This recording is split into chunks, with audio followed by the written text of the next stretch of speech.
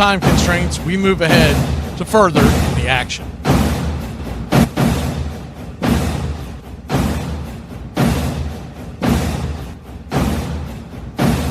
You're in Braves country.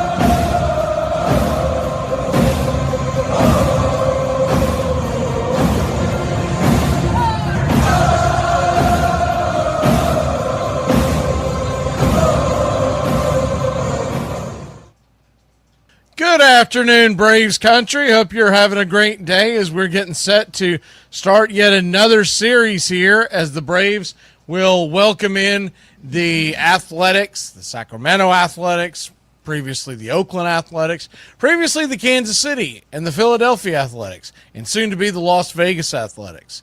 But the Athletics and the Atlanta Braves, if you were with us on game one of the season, you know that I told you that that was the very first game in the National League. It was the Philadelphia Athletics versus your Atlanta Braves. Well, wasn't your Atlanta Braves at that point. By the time that that game took place, it was actually the Boston Red Caps, formerly known as the Boston Red Stockings. And they went away from this Red Stockings and never went back because of the name of the Red Sox coming into the American League, and they just didn't want brand confusion. We won't dive into all of that, but that's essentially what happened there.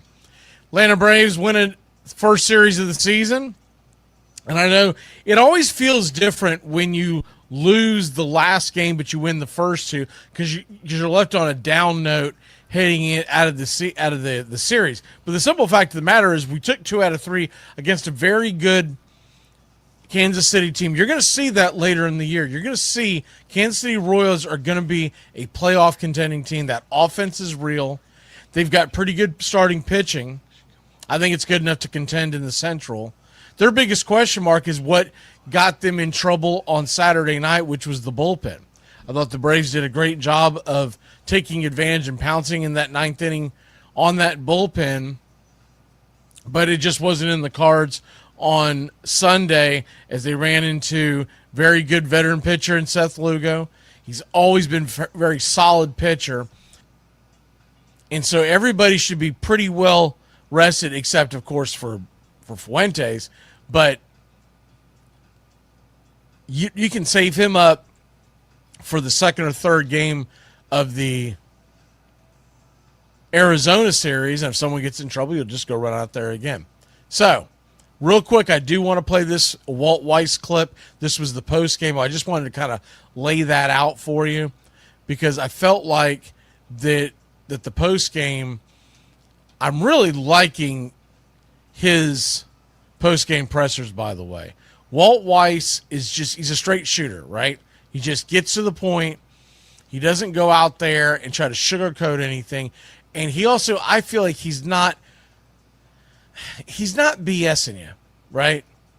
He's not sitting out there telling you that certain things, and I do apologize for losing you for a second, but I had to change. There we go. I had to change the media slot for a second. But I do like the fact that we're not getting the aw shucks, life just happens to us. He addresses everything straightforward, and you can just tell that he's a leader in that locker room. Here's Walt Weiss on the loss, but also winning the series. And that, don't sleep on the fact we did win the series, okay? The series was won. Here's Walt Weiss. Had a good opening weekend. Yeah, it is. Win the series. That's the goal, is to, win series and stack those series wins on top of each other. So it's a good way to start. I thought Holmes threw the ball well. I mean, he gave us a chance, and Didi did a nice job giving the pen an off day and still keeping the game intact and within reach. I thought, we probably lost a couple of homers with the wind knocking the ball down with Ronald and Michael Harris. Those are probably homers, but that's the way it goes, But yeah, but it was good. Like we talked about, I've talked about this 13-game stretch since spring training. It was nice to give those guys a reboot in the pen and get Didi stretched out at the same time. Does that probably mean Suarez probably goes on Tuesday, or still TBD? Still TBD, but yeah, the options are getting limited. But yeah, still TBD as we sit here. Yeah. Is that kind of the role you want for Fuentes? No, that was just early on here because of the 13 straight games, and he wasn't completely stretched out, so we didn't want to give him a start yet. So that was the plan with him, to have him here, and whenever we used him, to give our pen a day off, and that's exactly what happened. And at the same time, he got stretched out a little bit, and he's a little closer to to being fully stretched out as a starter. Raises you have some time just mow through hitters. How important is it for someone his age to have an inning where maybe gets into a little trouble, limits them to a run? Yeah, he did a nice job, minimizing the damage there. But yeah, went 4 innings, gave up 1. I'll take that every time. And was throwing strikes and getting some swing and miss. I mean, he looked good. I didn't look at the final numbers, but at one point in time, he was throwing the splitter more than he was the slider. Is that encouraging that pitch has got to this point that he has that kind of confidence in? Yeah, and I think that's where the growth has been, right? I mean, it's been with the secondary stuff. The fastball's always been big, but the secondary stuff is where I think he's really stepped it up with the breaking ball and the splitter change. Yeah. This club did this weekend solidify it maybe a little bit? Yeah, for sure. It's a good vibe. I think it's going to continue to be that way. We got a good group, and we've had tough time scoring the last couple nights, with the exception of the ninth last night. But our offense is good.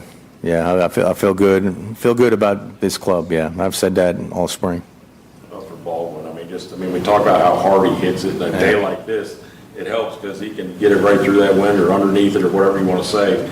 Yeah. He's hitting the ball. Well, hitting it to right, it wasn't quite as affected as once you got to right of center, it wasn't knocking those balls down. But yeah, it doesn't matter when Baldy hits him like that.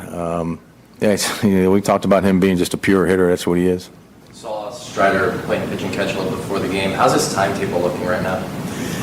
Yeah, it's always tough timetables, right? With starting pitchers, you got to talk about how much have they been deconditioned from their ramp up and all that stuff. So I got no timetable, but everything's been positive. I will say that with Strider, we felt like we got out in front of it to a degree when we shut him down, and it looks like that's the case for the most part. We've avoided a big one there. Yeah. All right, so there you have that. I just wanted you to get an idea of what was going on, because I know a lot of y'all don't get a chance to hear the post game. So anytime they do post games, we will record, even on losses. There are times where they just don't share it. There's times where they don't do post games. Okay, so all that's in play. But real quick, let's look at the series coming up, and then I'm switching over to the standings and talk about the big picture stuff. So we've got Elder versus Lopez tonight. That's a push pitching realistically. Lopez has shown flashes of brilliance, but he's kind of been he's a youngster that's kind of been up and down. We can get to him, but you're going to have a good approach and not just swinging willy-nilly. I think Elder's going to go out and shove. I really do. I think he's going to feel comfortable. This is a dangerous lineup for the Athletics. Don't get me wrong. This is not a lineup that you can just go out there and go through like a bandsaw. This is a lineup that is going to be very, very difficult to navigate because they have some boppers on there. Some people that don't watch a lot of A's games, and I get it. I don't expect you to consume as much baseball as I do. It's become a lifetime obsession with me. But they've got an offense. They really do. They look. You do remember Shea Langoliers. I know you remember him because we traded him not that long ago to the Oakland A's at the time.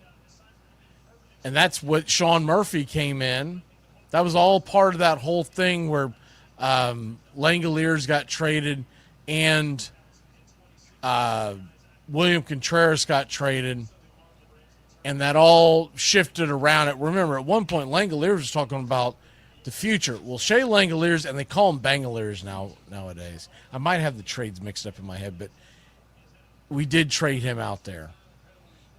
We did. We've done a ton of trades with the A's in the last few years, but he has already hit 3 home runs this year. They call him Shea Bangoliers. Like Langoliers, but Bangoliers, because he has been hitting the damn ball for the last couple of years. And he's a guy that's probably going to hit 30-plus home runs. His OPS will probably be over 900, and he's a hell of a hitting catcher. So he's a guy that those of us who are in the fantasy and the gambling world and everything that pay attention to all these kinds of numbers, we're very familiar with who he is. But I think a lot of folks who don't consume a lot of West Coast baseball may be like, oh, is he doing well? He's a badass, okay? You got other guys on this team. Nick Kurtz. I know a lot of folks probably aren't familiar with Nick Kurtz. Nick Kurtz, man, that guy right there can absolutely hit. He can absolutely hit, and he really went out and put it on folks last year. You know, he was a guy that when he came on last year, everybody had high hopes, right? But that's not necessarily meaning that they thought he was going to do what he did in 2025. But Nick Kurtz, there was a time there where you could make the argument he was the hottest batter in all of Major League Baseball. Nick Kurtz can absolutely swing that bat. And when you look at what he has done, what is he, 20? Okay, I thought he was young. He just turned 23 years old, right? He had, in 2025, a WAR of 5.4. For people who don't understand what that is, you are doing the damn thing. And a WAR of 5.4 when you only played 117 games and 489 plate appearances, good Lord, are you smoking the ball. He only played 117 games, which means if you add that up, he missed damn near. I mean, that is a month and a half of the season that you don't get his statistics. He still had 36 home runs. He still had 26 doubles. He was an RBI machine, 86 RBIs. Once again, nowhere close to a full season. Nowadays, plate appearances, you normally get around 600 in a given season, especially a guy that isn't out there playing up the middle, right? And his OPS was over 1,000. His slug was 619. This guy can swing the bat. So we've got to be very aware of him coming into this game. He's going to be a key cog in that engine. You're going to see some familiar faces. Remember Jeff McNeil? He was right in the center of the lineup for the New York Mets the last several years. Well, he's out in Sacramento now. The Mets thought so lowly of him, they are paying McNeil's salary to not be a New York Met. There's a gentleman on this team that you're going to go, really? He's an A? Max Muncy? It's not the same dude. He just happens to be the same name. This Max Muncy is 23 years old. He is a third baseman, but it's not the same guy. So I want to clear that up because people are going to be like, really? I didn't know Max Muncy went to the A's. Remember, Max Muncy started with the A's, is now at the Dodgers, been there for several years. This is just, it's pure coincidence that they have the same name. Jacob Wilson. Jacob Wilson, if you haven't seen this kid hit, Jacob Wilson can do it, man. Jacob Wilson is another youngster, 23-year-old, shortstop. He was the one that if you were with us yesterday, I was talking about him yesterday because he's one of my favorite young players to watch because he is a hitter. He is a real hitter. He's not a guy that's out there just swatting for the fences. Now, he's off to a slow start this year, but I don't care. This guy can hit the damn ball. It's got nothing to do. I mean, we were talking about 3 games in, and I failed to mention it, but Ronald Acuna Jr., he's hitting under 100. What was it? I think he's .083 right now. I don't have it in front of me, but it's right there in that neighborhood. But we know Acuna's going to hit the ball. This kid's going to hit the ball. So we got to be careful coming in because usually when a guy is that good, he's going to come out of his slump eventually. Hopefully it's after he leaves Atlanta. But last year he hit .311. He was absolutely smoking the ball at the beginning of the year last year. He ended up with an OPS of 800. This kid can hit the ball. And he is a true old-school throwback type of hitter. Other guys in this offense, Lawrence Butler. He's a guy that's really streaky. He's good buddies with Michael Harris, by the way. I've seen several interviews where the two of them are together and they're buddies. But Lawrence Butler is a guy that he's probably a little more well-known than Denzel Clark because Butler has been a home run type hitter. But this Denzel Clark kid that's going to be playing center field for the A's, brother, he can scale the wall. He is every bit the defensive outfielder that Michael Harris II is. This guy can absolutely play the game, and he does it the right way. He is a fun guy to watch. Denzel Clark. Keep an eye on center field this series. That's all I'm telling you. Brent Rooker, another very solid hitter, corner outfielder. Brent Rooker, he can absolutely bring it. He's from Germantown, Tennessee, by the way, for many of y'all that live up in that area. I'm very familiar with that area. Little Germantown, Tennessee. Brent Rooker's a hell of a hitter. And then Tyler Soderstrom, you'll see him, you'll see him at first. He can play outfield, DH, et cetera, et cetera, et cetera. He can rip it. So this is a loaded lineup, but where you can get them at is their pitching. Their bullpen is shaky at best. The best thing they had in that bullpen, they traded it to San Diego. So Mason Miller's gone, thankfully. We don't have to see him. I do believe Luis Severino looked really good in the WBC. We'll see if he does that on Wednesday in Atlanta, but he looked phenomenal. We ought to be able to get to Savali in game number 2. And tonight's game, Elder versus Lopez, should be an interesting matchup. But honestly, if Elder can just keep the ball down and keep his sinker under the hands of the right-handers and get them to bang it on the ground, we're going to win this series. Because we've got Sale going on Wednesday. I wasn't sure if we were going to get that. I didn't know if they were going to play the game where they stretch them out and they end up giving them an extra day off. Well, they're not doing that this time. And so Sale is going to be ready to roll against Severino. Anytime Sale's on the mound, I don't give a damn who we're going up against. I'm going to say advantage Atlanta Braves because I believe in Chris Sale the way a Tiger fan probably believes in Scooble. I believe that we've got the advantage every time he's on the mound, and I ain't scared no matter who you put out there. Severino was a problem. He shut down that USA offense, and that is a loaded offense. So you can imagine what he can do. Now, adrenaline, he was on that night. He was only asked to go, I think he went 4 1/3. I feel like that's what he went. So he'll be asked to go a little longer here. But nonetheless, Severino versus Sale, that's the marquee matchup on Wednesday morning. I think the Braves win this series.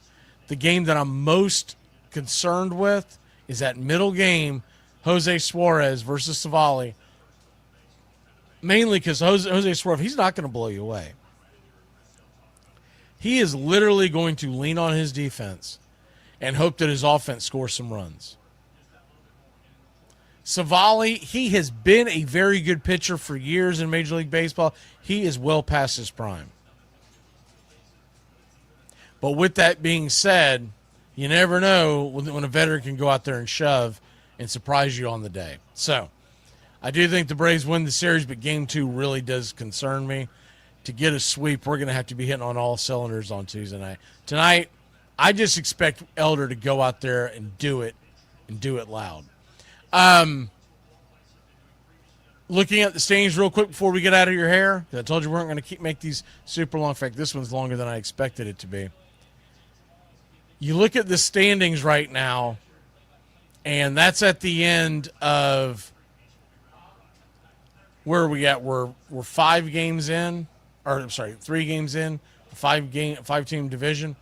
So I expand that down. I thought I'd lost them for a second, but there's Philadelphia.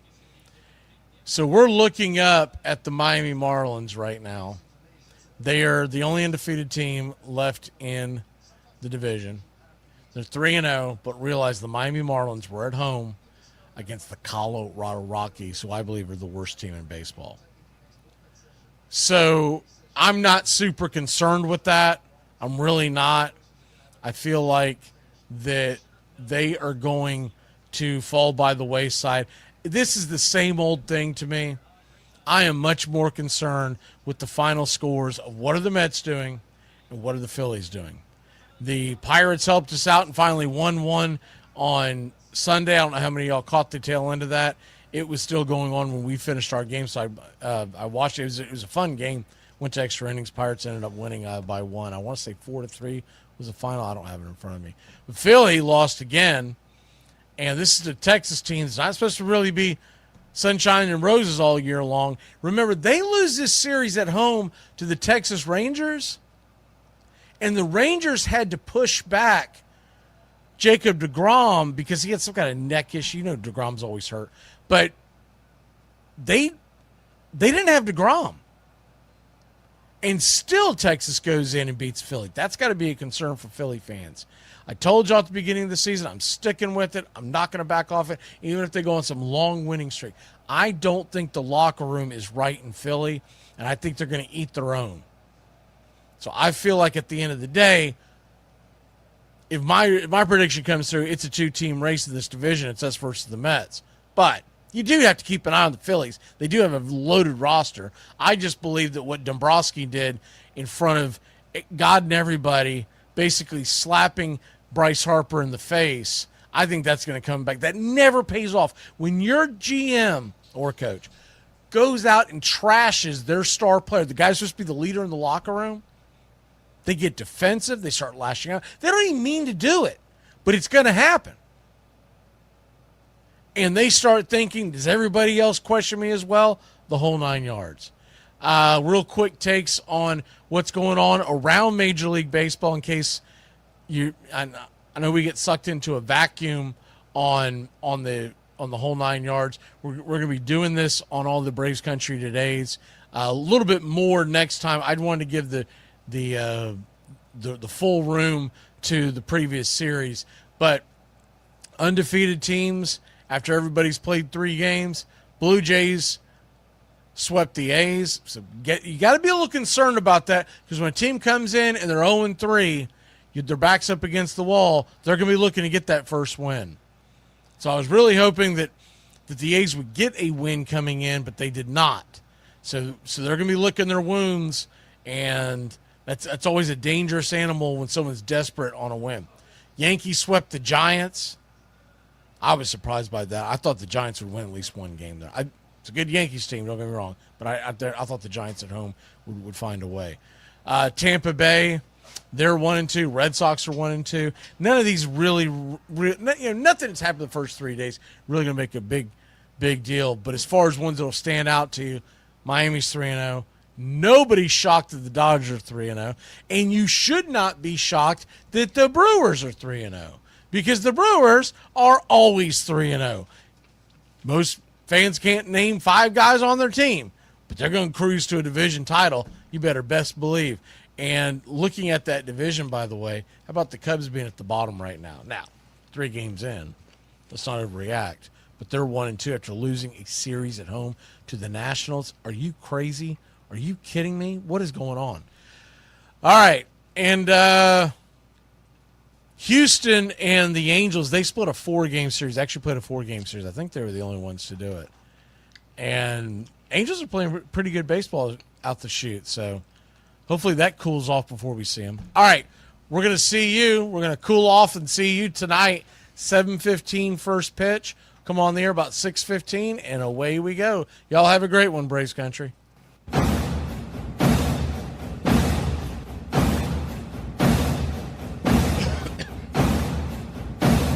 You're in Braves country.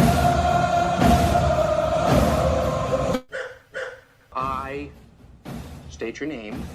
I state your name. Do hereby pledge allegiance to the armchair. with liberty for all. You're in Braves country.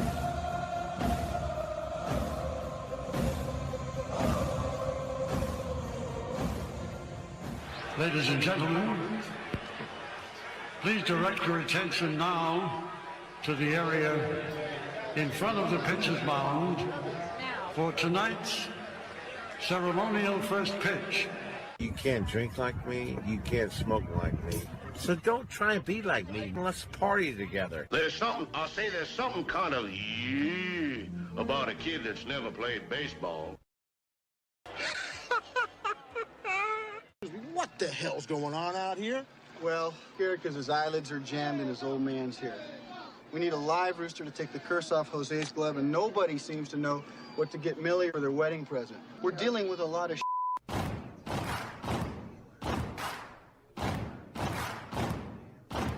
Baseball is a beautiful thing. It's more beautiful in an old park. It's asymmetrical and quirky. But even in a dome with artificial turf, it's beautiful. The way the field fans out, the choreography of the sport, the pace and rhythm of it, the fact that that pace and rhythm allows for conversation and reflection and opinion and comparison. In right field, the crowd is tormenting Strawberries, singing Darryl, Darryl. Little roller up along first, behind the bag. It gets through Buckner. Here comes Knight, and the Mets win. And there's a fly ball deep to left. It's on its way. There it goes. And the Yankees are going to the World Series. Aaron Boone. Ground ball stabbed by Folk. He has it. He underhands to first for the first time in 86 years. The Red Sox have won Baseball World Championship. Can you believe it? It's a pastime, something you do. It's entertainment, something you watch. And it's a shared experience, something you talk about and read about. But you can apply those same three criteria to other things. What makes baseball special is that it's the best game that's ever been devised. Smith corks one into right down the line. It may go. Go crazy, folks. Go crazy. Sure as God made green apples, someday the Chicago Cubs are going to be in the World Series. A little bouncer slowly toward Bryant. He will glove it in front of Rizzo. It's in time. And the Chicago Cubs win the World Series. Cubs win. What a lucky break. The good Lord wants the Cubs to win. How can you not be romantic about baseball? If baseball is about caring, about loyalty and rivalry, Braves fans are on their feet hoping for some kind of a bleeder or a seeing-eye single. Here's the 1-2 pitch. Fastball hit high and deep down the right field line. It's going back, back, back. Is it fair? Is it zip, boom, bam, it's gone. Ram-a-lam, ding dong, a 3-run shot, and your Atlanta Braves have taken a 1-run lead. She's gone, baby! There's a very peaceful thing. It was created and played in pastures and meadows. There's grass, there's outdoors, there's everything that people thought was American and feel about America. You get in a ballpark. And it's the wonder of walking through that dark tunnel and seeing a huge open space where men play the little boy's game.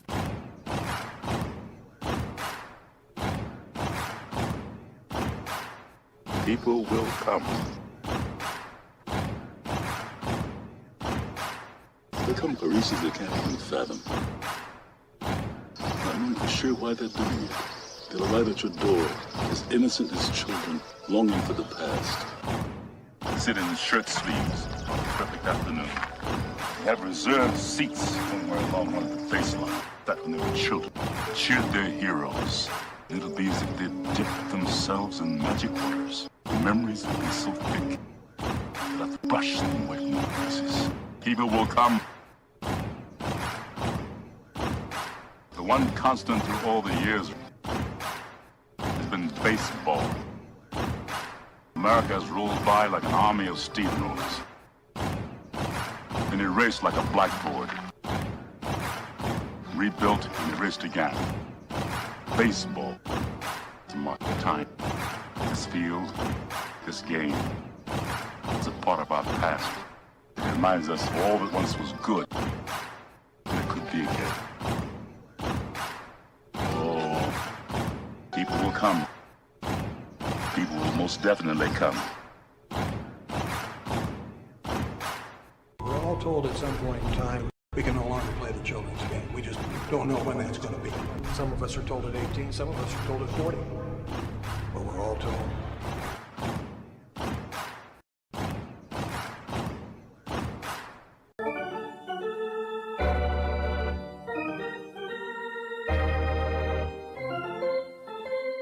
I believe in the Church of Baseball. I've tried all the major religions and most of the minor ones. I know things. For instance, there are 108 beads in a Catholic rosary and there are 108 stitches in a baseball. I prefer metaphysics to theology. You see, there's no guilt in baseball, and it's never boring. It's a long season and you gotta trust it. I've tried them all, I really have. And the only church that truly feeds the soul day in, day out is the Church of Baseball. Which team do you play for? Well, I'm a... Well, I was just wondering, because I couldn't figure out why you would throw home when we've got a 2-run lead. You let the tying run get on second, and we lost the lead because of you. Touch 'em all, Joe.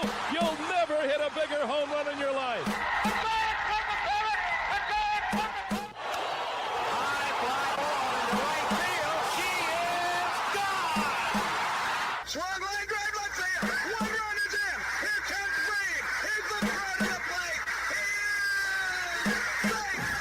You're in Braves country.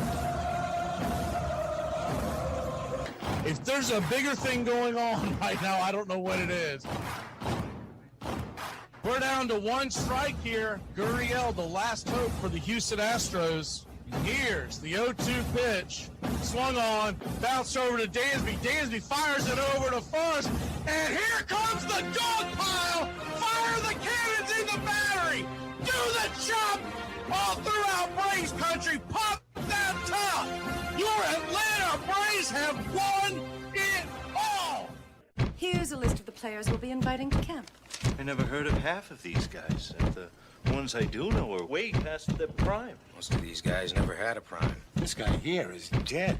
Cross him off, then. The local press seems to think we'd save everyone a lot of time and trouble if we just went out and shot ourselves. We got uniforms and everything. You know, you might think about taking Jesus Christ as your savior instead of fooling around with all this stuff.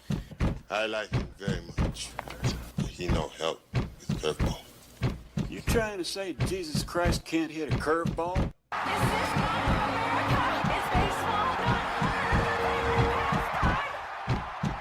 But I'll tell you, these fans are great. Listen to them. Hey, way to go, Rick. All of Ohio loves you. Come on, baby. Come on, Ricky. Come on, Ricky. The game doesn't stink. It's a great game.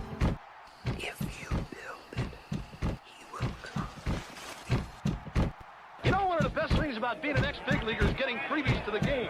Call the front office, bingo. And once these fans recognize me, I probably won't even have to pay for my light beer. I love them. Good seats, huh? You're in the wrong seat, buddy. Come on. Oh, I must be in the front row. Come on. Ladies and gentlemen, welcome. We direct your attention now to home plate. Please remain standing. We call your attention to our fans here today. They will be jointly directed. And now, another fixture. Our national anthem.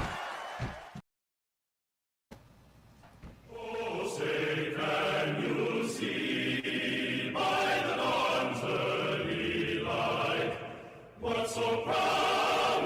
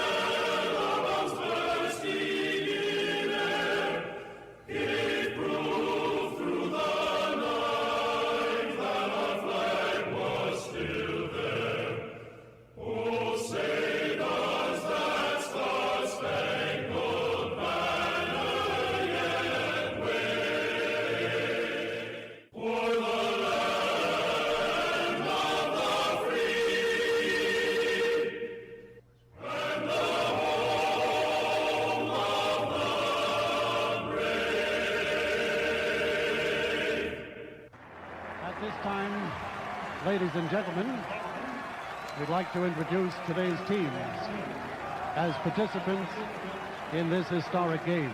Play ball! Good seats, hey, buddy. He missed the tag. He missed the tag.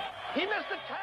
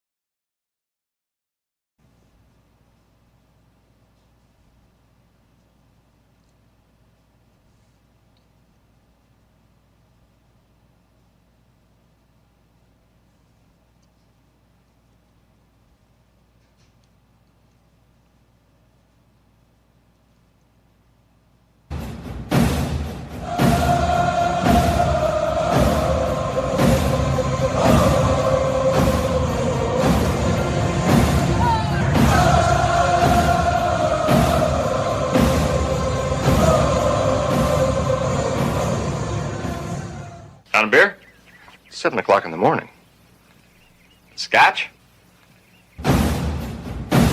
Hey, howdy, hi, and how the hell are you? Pull up an armchair, girls and boys. Pour you a cold one. It's time for Braves Country Baseball.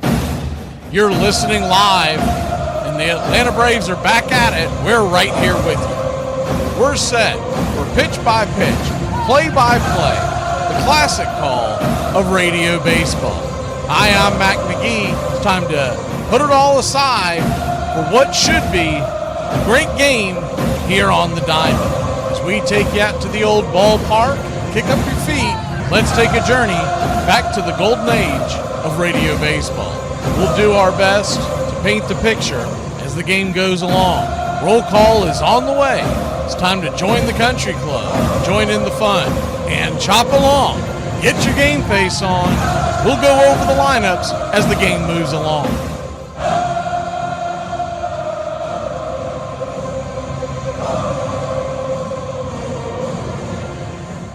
Well, it's about that time. Grab you a cold one. Find you an armchair. Atlanta Braves baseball right here on Braves Country Radio. Your modern-day superstation bringing you pitch by pitch, play by play of your Atlanta Braves and our one-of-a-kind production. Take us anywhere you go for over 300 play-by-play games right here on the BCR. Please like and subscribe today. Don't forget to hype the videos. It helps the smaller stations to bring folks in so we can all root this great game on together. Join the country club today, and a special thanks to all the members in the country club. You help support the BCR. Get this bus moving. Stop. Come back. Too late. Roll call! Yeah, roll call! You're in Braves country.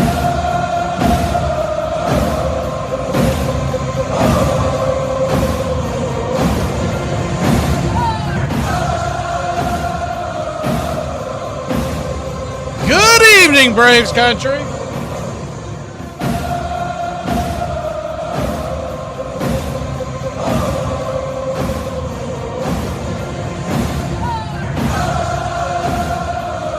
Time to win another series. Let's see who we got in the chat today. Uncle Charlie, good to see you. Rebecca, gonna be in the ATL tomorrow. Welcome in, Royal Peta. Patricia. Athletics fan. Assuming you are an Athletics fan because of Oakland, not because of Kansas City, Philadelphia, Sacramento, or the upcoming Las Vegas. What you talking about, Willis? Willis Mathis in the house? Will I? Neil Pearson.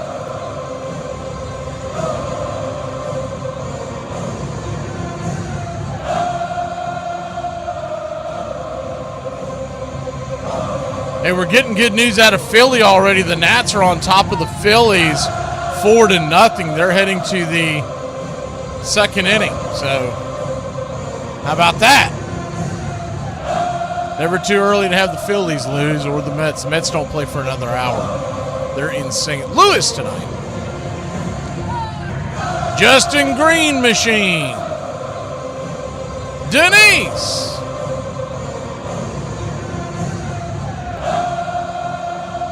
D-Nice, Denise, James Fisher King.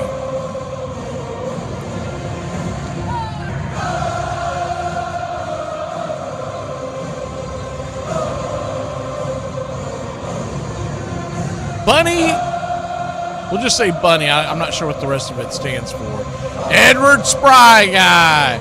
Looks like Neil gifted a membership.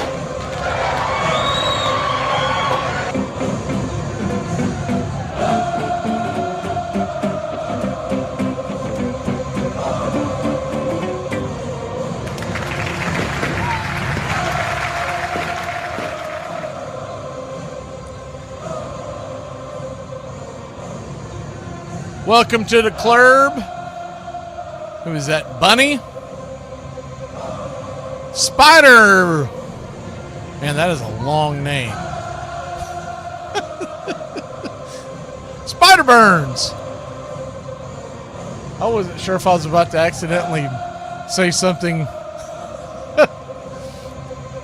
out of context with that long name. Spider Burns, Captain Judge. Is this a, I'm wondering if it's a,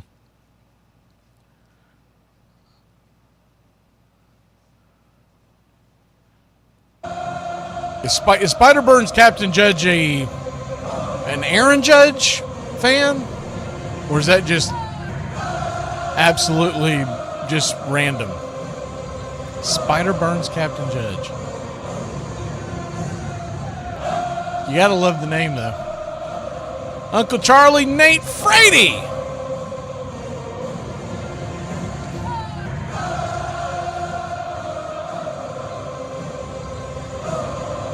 Braves and A's are just about set. We'll go ahead and hit the lineups real quick while we have a second.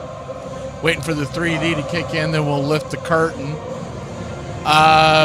Leading off for the A's, it'll be Nick Kurtz. Playing first, batting 111 on the air. Shea Langoliers is batting second, and behind home plate, he's batting 500 with the 1788 OPS. We talked about this Braves Country Day. He's already got 3 home runs.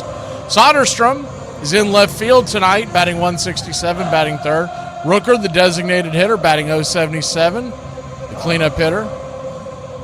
Jacob Wilson, batting 154, the shortstop.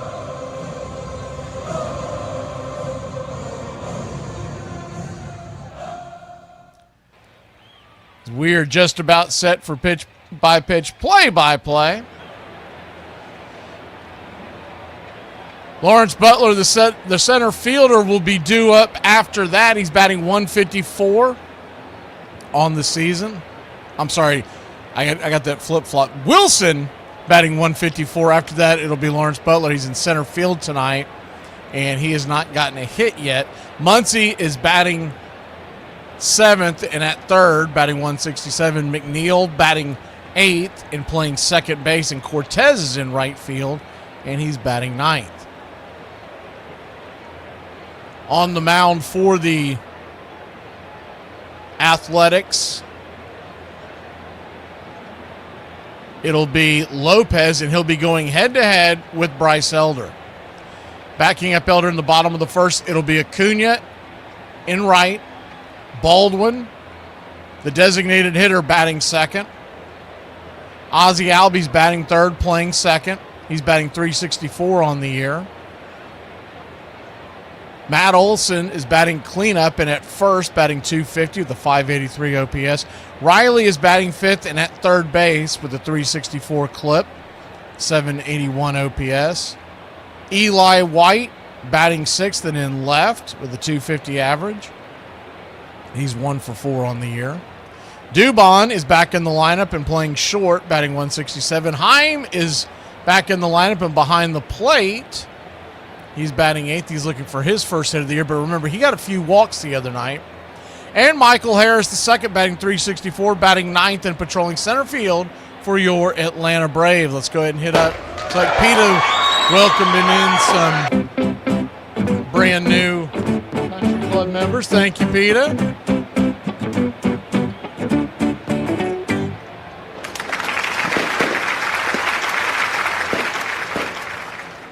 Here on a Monday night baseball here in Braves country, everybody loves Raymond. See who has been brought into the country club. Neon, RJ, 123 2832.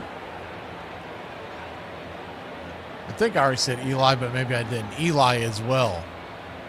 Welcome into the country club, y'all. We're just about set. As soon as they come back from break, we should be able to lift that curtain and bring the 3D your way. If y'all missed it earlier, we did do the MLB The Show on here. We're going to be trying to do that every day. If we don't get to it, it's because something went wrong or I'm just not able to get to it in time. But the plan is on these home games, the 7:15 first pitch, we'll be doing it at 4:20. And that's so that Tree Nug can remember what time it is, because he's the one that asked about it. Good to see you, Tree Nug. On the other games, the road games, it really just depends on what time. And there's no way for me to set a time on the screen. I'm just going to put a card up every day that we do them to let you know, hey, it's coming this day, hey, it's coming that, and you know, I'm coming at this time or that time. Because when you go on to the show, you have to hit broadcast and then it just pops right on. You can't really set up a broadcast. As far as I can tell, I looked it up several different ways and it doesn't look like you can schedule it. You just have to know that it's that time. So when it happens, I get over to the PS5 and kick it on, and then we just hope for the best. I cleaned the machine last night and it didn't zip out. I did pause it a couple of times in the later innings, hoping that would stop it from. I was reading up on the issue, and the long story short, when they do these simulations, they get later in the games with all the different bullpen changes and whatnot. For some reason, because the computer never really pauses because it's playing against itself, the machine can overheat. So, and I don't even know if that's true. That's just what they said. So.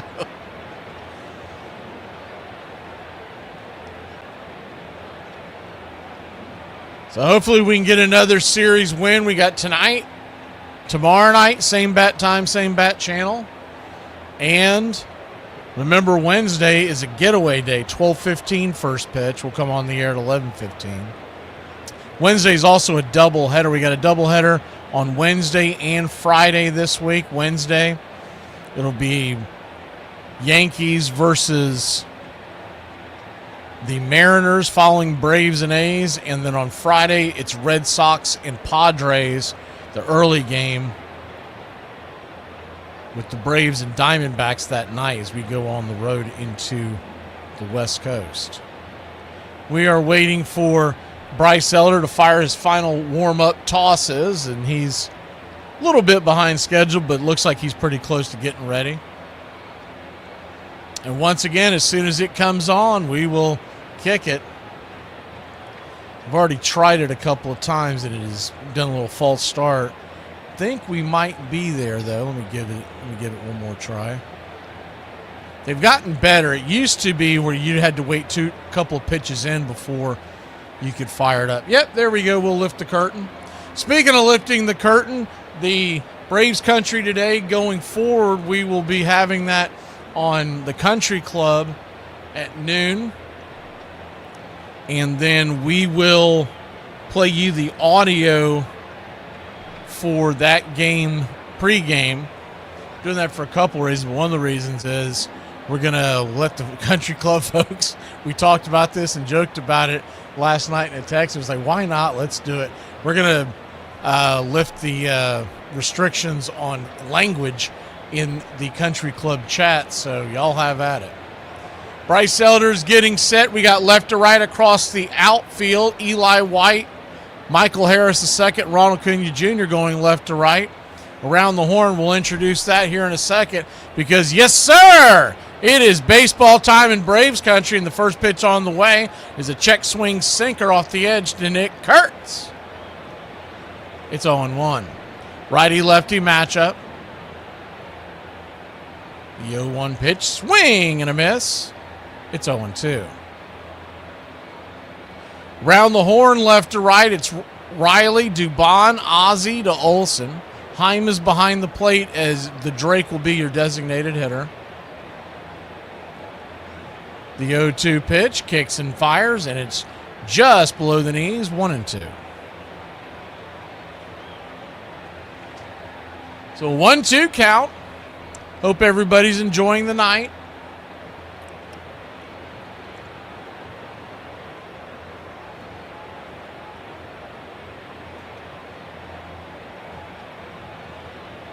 A's are going to challenge that last pitch. They called it a strike at the bottom of the knees, and it looks like it's going to get overturned. So that pitch did miss the zone by about 2 inches. The pitch on the way to Kurtz, fires the cutter and fouls it away. 0-0 your score, righty-lefty matchup. The pitch, just below the knees, slider. Your home plate umpire, Dan Bolito, might be a little gun shy after that first overturn. That pitch did look like it's just missing the zone. So a 2-2 count. Swing, dribbles it over to second. Ozzie to Olson all day, 4-3, and one away.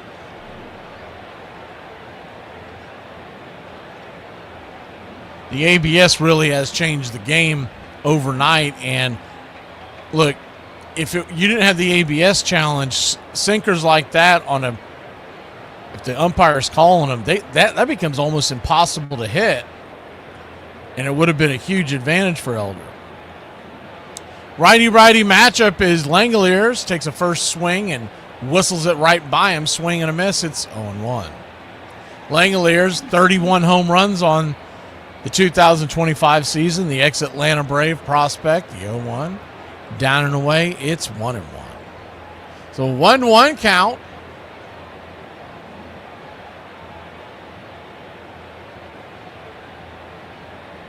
Kicks and fires.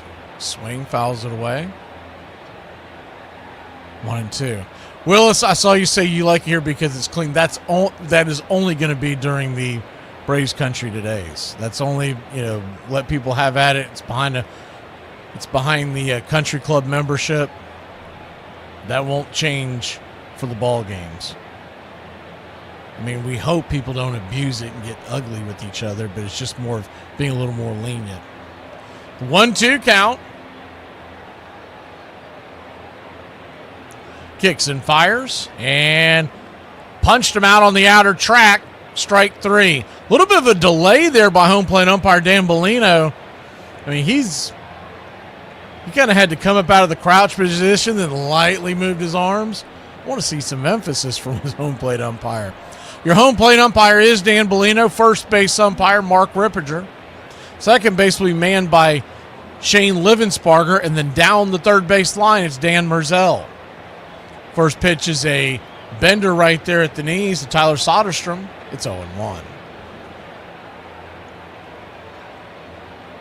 The 0-1. Elder rocks and brings it. Slider down and in. They're calling it the cutter. Fair enough. 1-1. 1-1 count. That cutter really has changed over the years in the definition. Is the 1-1 pitch, swing, backhanded by Ozzie as it dribbles up the middle. He'll fire it to first, off balance, and a perfect throw, and that'll end the inning. The A's go down 1-2-3. We go to the bottom of the first, looking for the first run of the ball game.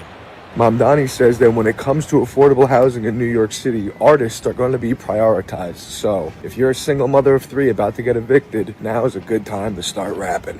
You know the Black Sox scandal? Well, meet the man who taught them how to cheat. Hal Chase, the Black Prince of baseball. In 1918, Hal was the legendary first baseman for the Cincinnati Reds. But there was a problem. His manager was Christy Mathewson, the man who literally wrote the book on integrity. Many noticed Chase, he wasn't just intentionally missing balls. He was missing tags and tipping off opponents. In August, Mathewson had had enough and suspended Chase indefinitely. The charges? $50 bribes to his own pitchers to throw games. Teammates Jimmy Ring and Greasy Neal even testified that Chase would brag about winning hundreds of dollars on Reds loss. In 1919, a hearing was held. That should have been the end of it, right? But Mathewson was off fighting in World War I. Without his star witness, National League President John Haidler had to dismiss the charges. The league called him foolish, but he insisted there wasn't enough evidence. The whitewashing convinced players that throwing games was low risk, directly leading to the 1919 Black Sox scandal months later.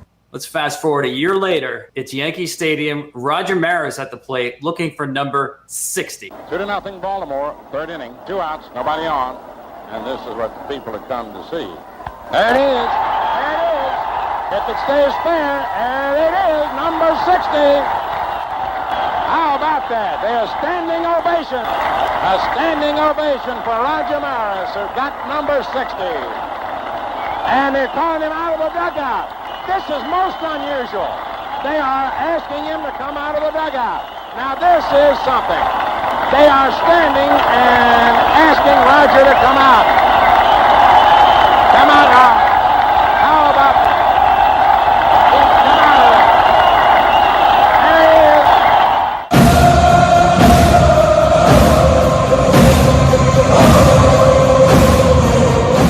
is. Welcome back, lefty-righty matchup.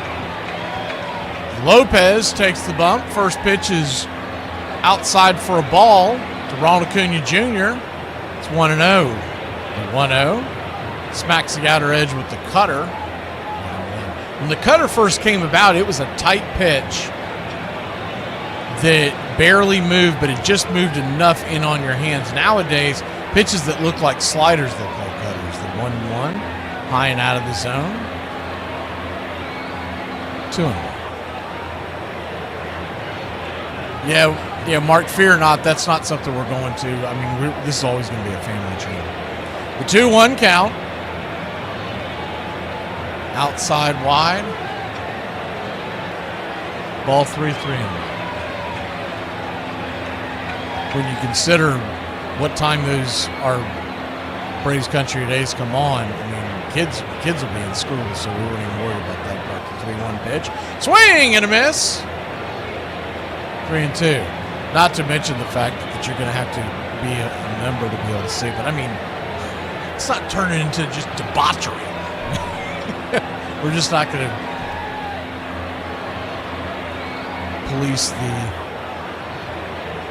occasional curse word.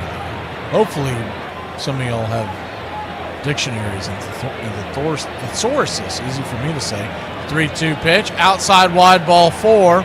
So you can tell Lopez either A, he's missing his spots, or B, he was pitching around Acuna, and a good job by Acuna to go ahead and take that leadoff walk. Left to right across the outfield for the Athletics, it's Soderstrom, Butler, and Cortez. Around the horn, third to first, it's Muncy, Wilson, McNeil, and Kurtz. Langler's behind the plate. Lopez off the bump fires the first pitch down and away to Drake Baldwin, lefty-lefty. It's 1-0. Runner at first, nobody out. Spaceman Ladarius, good to see you. Mark is in the house. 1-0. Swing, chops and foul.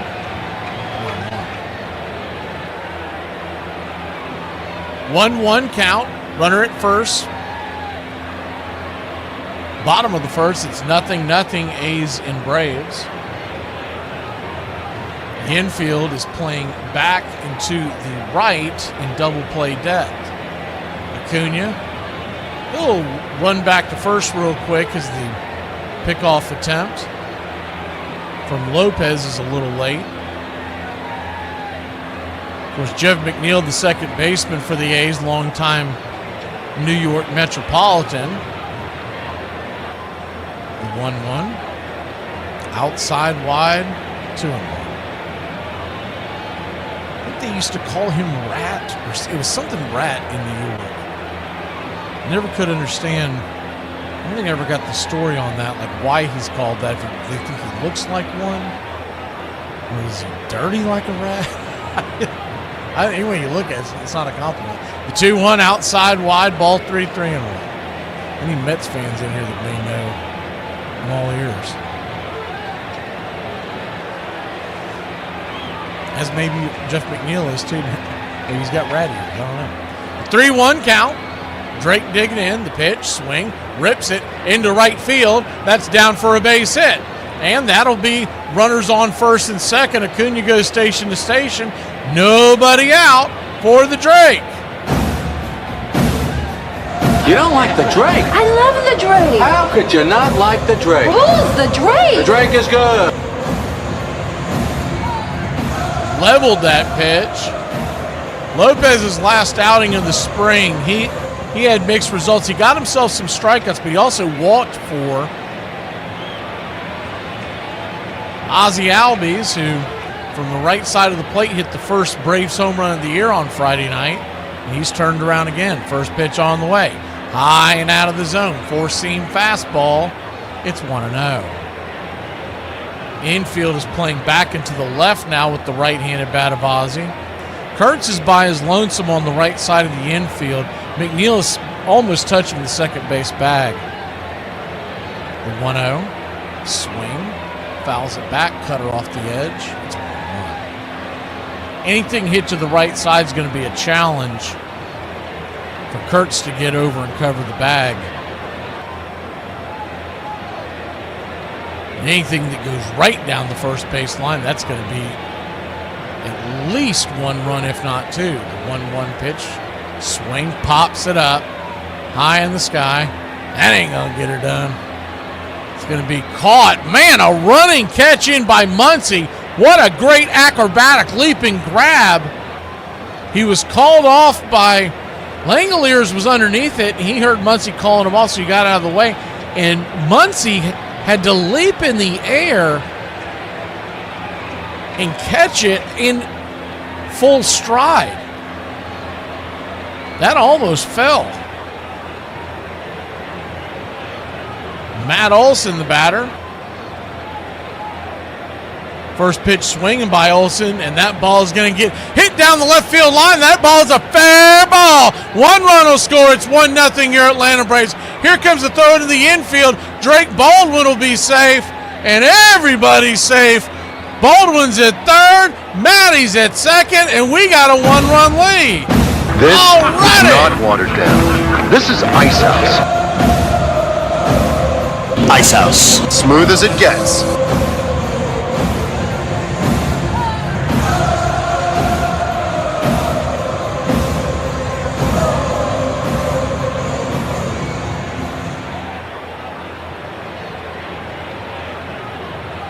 Looks like I missed one. Give me a second. First pitch on the way is a swing and a miss.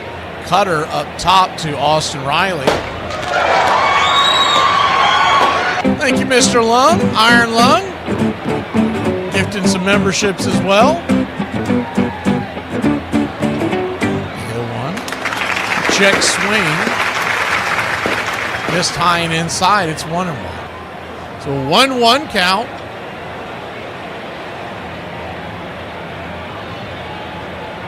One to nothing your score. Runners at second and third. The infield is drawn in. The 1-1 outside wide. Ball 2-2. If you're going to draw the infield in to Austin Riley, with runners at second and third, I would, honest engine, I would probably just walk him and load the bases and force at every plate. The 2-1 pitch. Swing, hit hard on the ground right at Wilson, so it will work out. A 6-3 put out, 2 down. That ball was smoked, a one hopper. They had him played perfectly. That ball's just a little to the left or the right. It's going to be hard to knock that down with the ball being that close. Washington is now up 5-0 on Philadelphia. Yeah, they still haven't been there. I noticed Taijuan Walker was pitching tonight for the Phillies, and that experiment isn't over. Pitch on the way is outside wide to Eli White. The slider misses. It's 1-0. I remember when they signed him from the Mets. I know Mets fans were like, thank God, get him out of here. The 1-0 pitch, swing and a miss, slider. It's 1-1.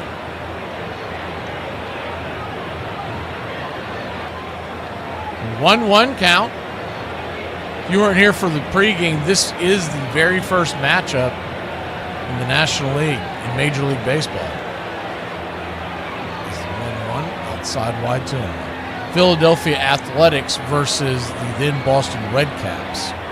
1871. It doesn't take place till April 22nd, but it is the anniversary as the 2-1 pitch swing fouls it away.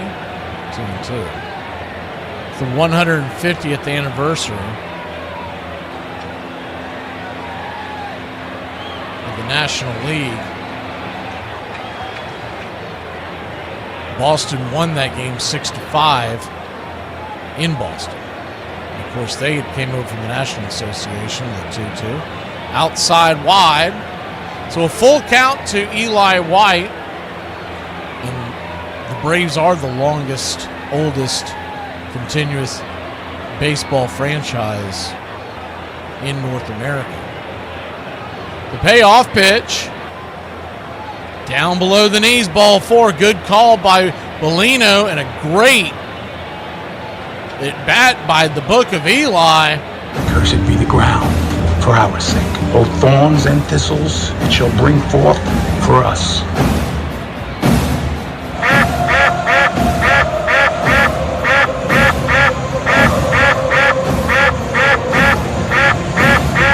Real quick mound visit out there to Lopez.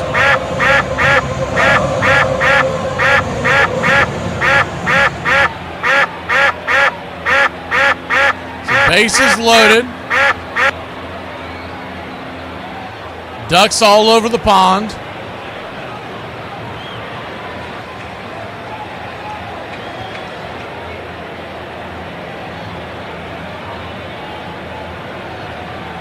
And that's going to bring Mauricio Dubon to the plate.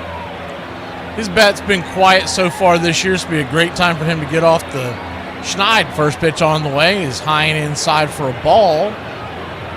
It's 1-0. Just the one base hit this year. He's batting 167.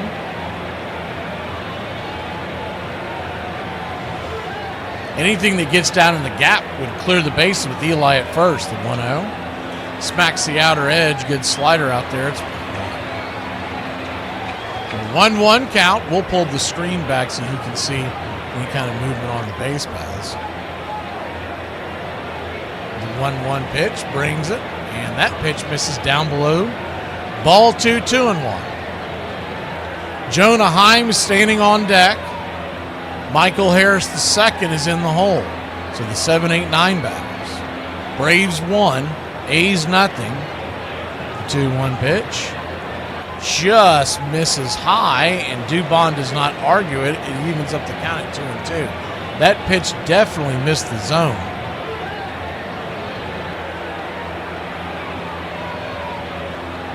So a 2-2 count. Kicks and fires. Swing. Slices it towards right field. That's going to get down. That ball's got eyes. 1 run will score. It's 2-0 your Atlanta Braves. 2 runs will score. It's 3-0 your Atlanta Braves. And Mauricio Dubon comes through with the big hit. How about that?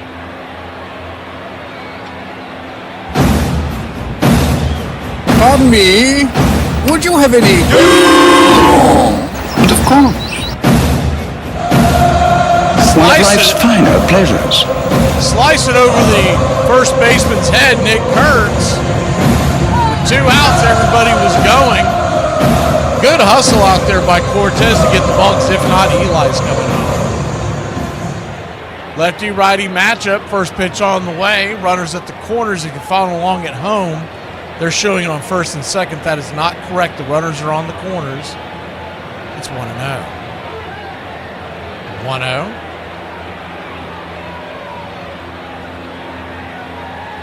Lopez grips it and rips it, and that'll smack the top of the zone. Nope, they did not get that call. 2-0.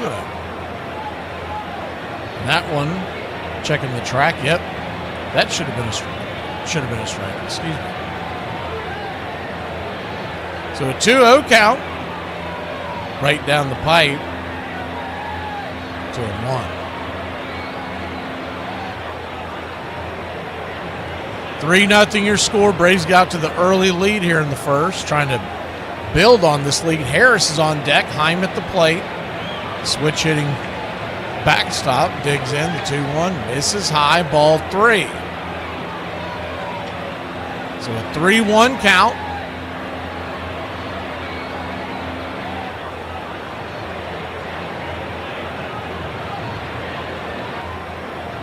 Lopez, his 35th pitch of the inning, swing, fouls it away.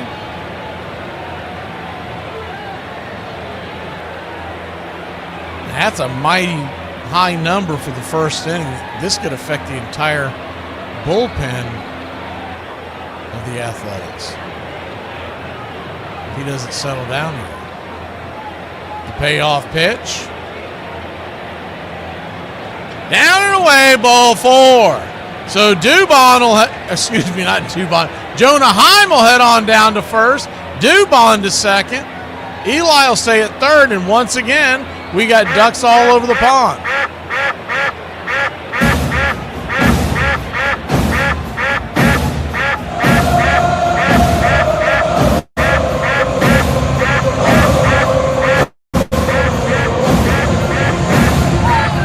Harris digging in, lefty-lefty matchup, first pitch, cutter, upstairs for a strike. It's 0-1. Good take by Harris there. You got a guy who's been struggling with his command. Don't swing at that first pitch, make him throw one to you. Langoliers sets up, down the pipe, first pitch. Off that 0-1 is a swing and a miss on the sinker. In on his hands, it's 0-2. 3-0 your score. Atlanta leads the Athletics. The 0-2. Swing, fouls it away. Four-seam fastball coming in at 90, but looking harder when he was, I think he might have been looking for the soft stuff. That ball jumped on him. Normally Harris tags a pitch like that. That ball was right down Main Street, about letter high, just a touch below, right in his wheelhouse. The 0-2. Down and in, 1-2. So a 1-2 count.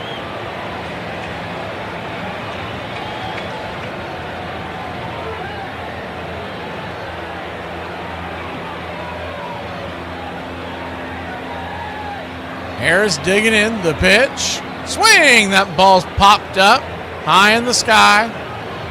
Very shallow right field, calling everybody off as Jeff McNeil, and the Rats got it in the cage, and that'll end the inning. But not before your Atlanta Braves put 3 on the board. It's 3-0. We'll be back in a flash. Just texted my man and said, I love you more. He said, probably. What'd that mean? Oh, why don't you just ask one of your other boyfriends? How bold for you to assume that you're the first one that I asked. Pipe down, number 4. So a man calls out Waffle House and he says, Waffle House is nasty, terrible cooks, idiot staff. Waffle House then proceeds to respond and it says, please come say this to our face. Any location will do. This man obviously doesn't know too much about Waffle House because that staff will you up. Are boneless wings any different than chicken nuggets? Well, a federal judge settled that dispute yesterday in a lawsuit against Buffalo Wild Wings. In a 10-page ruling, yes, 10 pages, the judge said that the chain can continue to call its popular menu item boneless wings, even though they are, quote, essentially chicken nuggets. A Chicago wing lover filed that lawsuit back in 2023, accusing the restaurant of fraud. He argued that the product should be called something different, like chicken poppers. If you are bald, please stay inside. This weather will give you a brain freeze. I know this firsthand, y'all. I just had to leave the hospital. My sister was there. She balled and she went out there playing in that Texas weather. Girl, you knew this wasn't built for you. You knew this.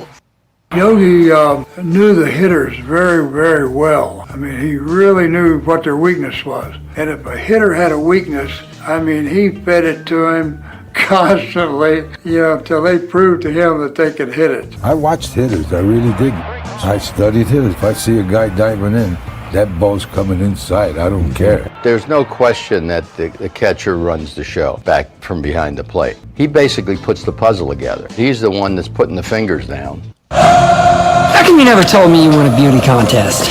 Every day I walk out of my front door, I win a beauty contest. Did you give me my hot tub yet? First pitch on the way to Rooker. Misses outside the zone for a ball. It's 1-0. We'll bring the screen back in here for you as the 1-0 pitch. Swung on. Chopped over to short. Dubon's got it. He'll flip it to first. That's a 6-3 put out. 1 away.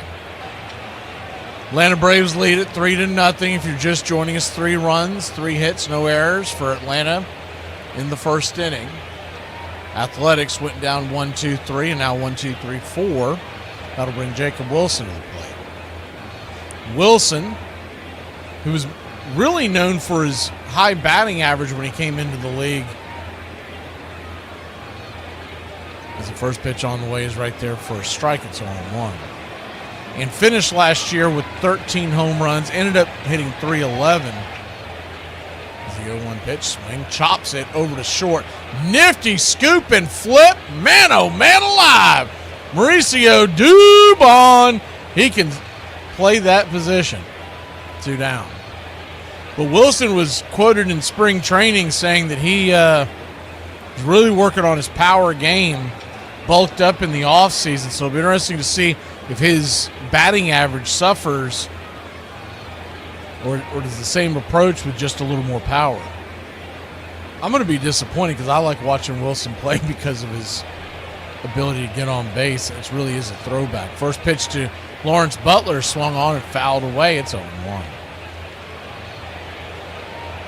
Butler and Michael Harris II are good friends. The 0-1. Inside.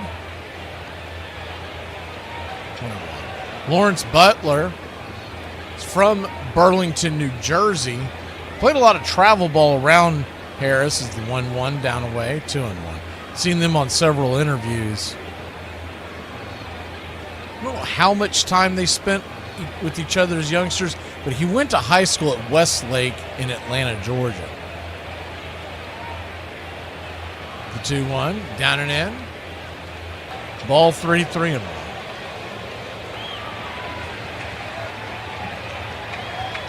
Three-1 count. Pitch on the way is swatted towards left. That's a hard 2-hopper into the glove of Eli White. And the Athletics have 1 on with 2 out here in the top of the second, trailing 3-0. So a little life in the bats.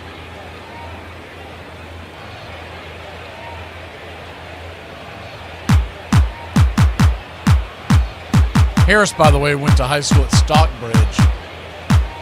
If any of you natives. First pitch on the way right there at the knees for a strike to Max Muncy. No, not that Max Muncy. It's 0-1. I feel like they ought to just put that on the back of his jersey. The 0-1. Spelt exactly the same. The 0-1 in the dirt. 1-1. 1-1 count. As far as I can tell, I looked it up when he first came in the league. No relation whatsoever, just happens to be called Max Muncy, same exact spelling. 1-1, right there at the knees. Slider, it's 1-2. So a 1-2 count. Muncy just 23 years old. This team is going to be really good when they hit Las Vegas. They're going to have a good young core that's going to be coming into their own as the A's challenge that. And that'll be a ball, so it's now 1-1. He's calling some low balls tonight. Flips it over to first real quick to keep the runner close by. You'll see CB Buckner getting all bent out of shape. He is getting clowned. It was the Reds. I think it was Eugenio Suarez. The 2-1 count. And Elder flips it over to first. And he got him with his hand in the cookie jar, baby. Wow. Butler was leaning towards second base, could not get back in time. We'll be back in a flash here on the Braves Country Radio Network.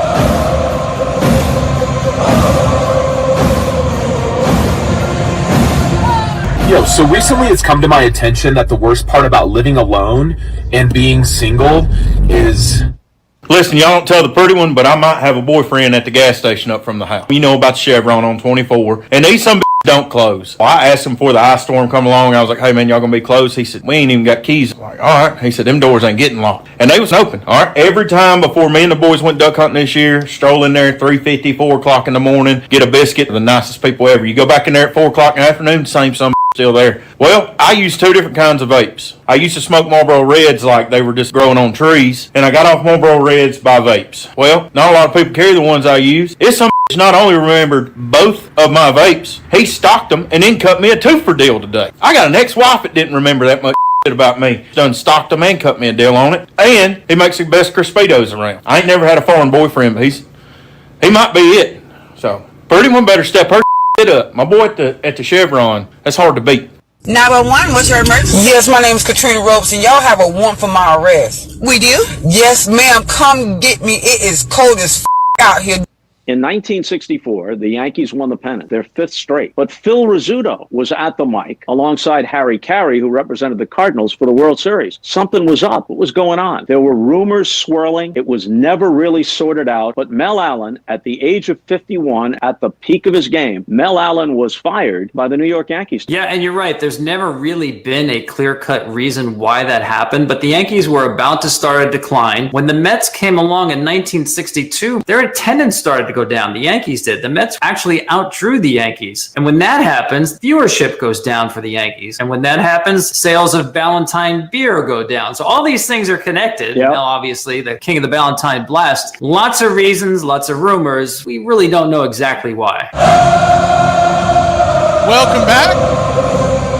First pitch, kind of an excuse me swing by Ronald Acuna Jr. That's going to get chopped over to the right side of the infield. And Acuna's going to be safe. See how they score that. I think it was a long way for McNeil to go, and he kind of had a hard time getting to it and then kind of fumbled it over there. But nonetheless.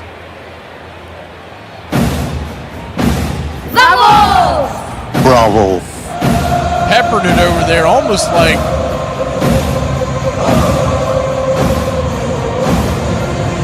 Drake Baldwin comes to the plate, 1-for-1. Run scored.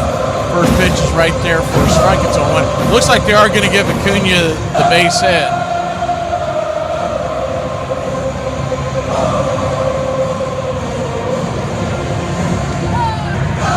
Go one. Down and in. 1-1 count.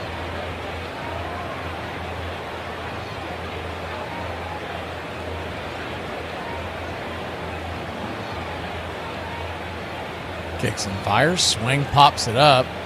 Will it stay in play? Third baseman Muncy over there chasing. Langeler's going to call him off, flipping away the mask, and it's F2 in your scorecard. Foul territory there by the third base dugout. What a way. Chase won a little bit on that one.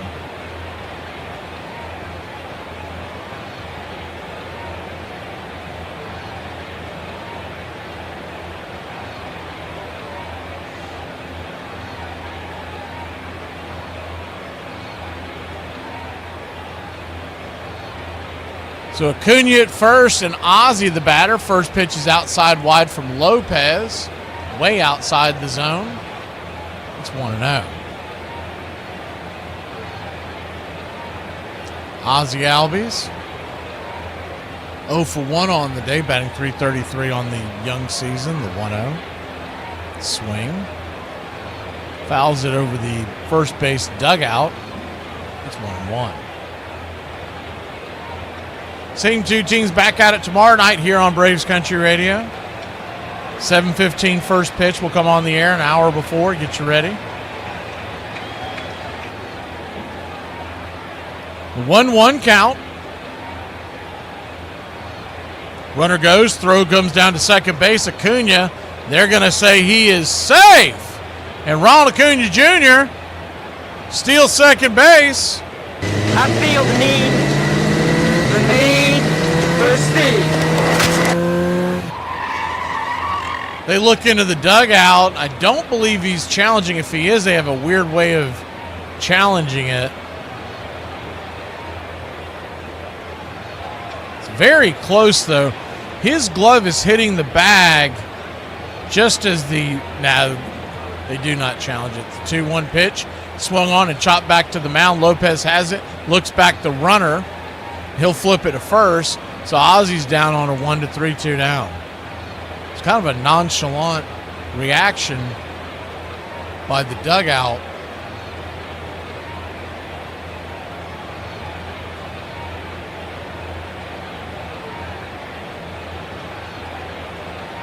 Thank you, Denise. Congratulations on month 22. The 1-0. The pitch misses outside to Matt Olson. Olson, 1 for 1 on the day with an RBI and a run scored. Lefty-lefty matchup. Lopez looking back at Acuna. 2 outs. The pitch. Cutter smacks the outer edge. It's 1-1. You'll be getting your badge will be flipping over to the Andrew Hall of Fame here in a couple of months. All those that are on about to start year 3, you'll see a 25 in gold. And that's for Andrew Jones going into the Hall of Fame. The 1-1 misses down and away. Ball 2-1. 2-1 count.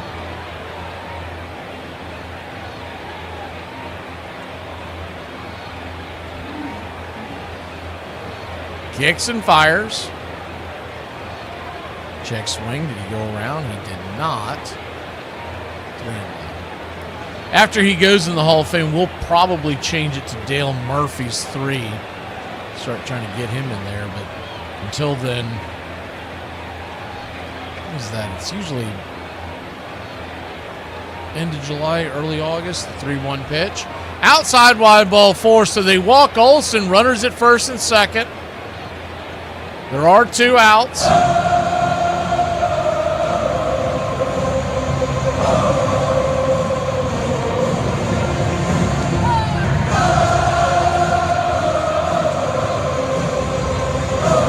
July 26th is when they go to Cooperstown. Moves around every year. It used to be in August every year, and then they started moving it closer. First pitch down and in. Dawson Riley. It's 1-0. Lefty-righty matchup. I think they were doing it to get out of the way. There was one year where the NFL and the Major League Baseball Hall of Fame overlapped on each other. As Lopez steps off the mound and spins back towards second base.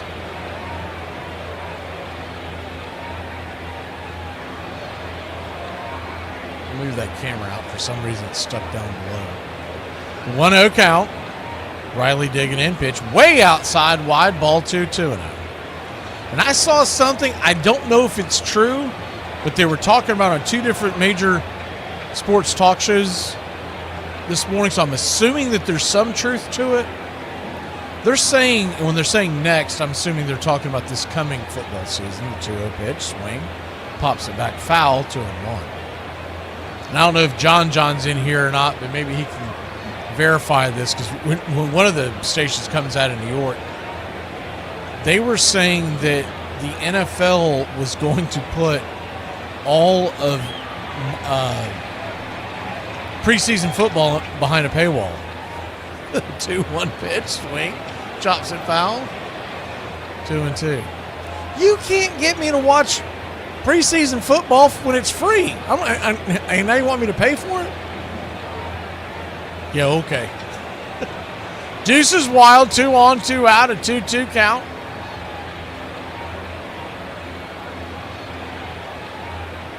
Brings it down below the knees. 3-2. Not to mention the fact they've gone to where they only have a couple of those games anyways. I think there's 3 nowadays, but only 1 do the starters suit up. So what are the fans paying for?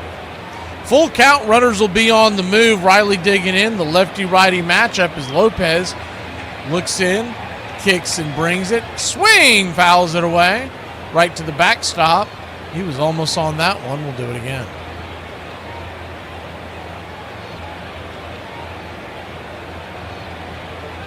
No, NFL preseason's not behind the paywall. If you live in it, whatever NFL town you get it for free. The payoff pitch, swing, pops it up, high in the sky. F4 in your scorecard. McNeil's underneath it, and that'll end the inning. Braves lead it 3-0 here on the BCR Radio Network. Why are men the way that they are? I just saw a video. How come you never told me you won a beauty contest? Why are men the way that they are? I just saw a video that was like, what's something you didn't like when you were younger that now you kind of do? And immediately I was like, cleaning. And he goes, big areolas. I didn't like them as a kid, but now I do. What the f*** is wrong with Hello. Hey there, man. What you doing? You woke? I just got in the bed. I mean, I need you right now, man. I'm on side of the road, man. Damn, I just told you, I just laid down. What? I'm on side of the road, man. I had to pull over. What happened? My blinker's not working because I need some blinker fluid. What?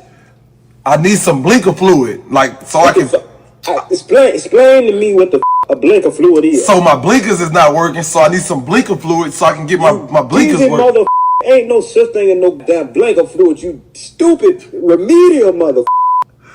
Man, is you gonna come help me, man? I need some blinker fluid. Man, you ain't that damn blinker. Just put your hand out the window trying to go to sleep, man. Come on, man, can you hurry up, man? First off, why you think to call me first? You can call 911, nobody, AAA, roadside assistance, you call me. I called my granddad because you the one taught me how to fix cars, and I'm missing some blinker. I ain't never tell your stupid ass about no blinker fluid, you just a dumb mother. Get the off my phone. Catchers are 100% like quarterbacks because number one, they got to know everything that's going on the field. Number two, they have to be able to call a game, right? So that means you need to know the strength of every hitter that's coming up to the plate, as well as the strength of your pitcher, as well as the positioning of your players on the field. That's why a lot of catchers become managers, because you have to know everything that's going on in the game. And now they have the hot and cold maps of hitters that are coming up because they're saying nowadays that's too much information to keep in one brain. But for somebody like Yogi Berra, that was a walk in the park. Welcome in, your home for the classic call, Radio Baseball. Welcome back. Bryce Elder with a 3-run lead. We go to the top of the third inning. First pitch on the way. Max Muncy, no, not that Max Muncy. It's in the dirt. It's 1-0. See if we can get a better view of the plate. Here's the 1-0. Swing and a miss. Bender. 1-1. So a 1-1 count. Kicks and fires. Swing. Lifts it into right field. And that's going to be caught out there in right field by Ronald Acuna Jr. F9 your scorecard, 1 away. So I think there was a little bit of confusion on what that meant. Yeah, if you want to see every single NFL preseason game, yeah, of course you would have to pay for the NFL package, but that's any sport if you want to watch out of market.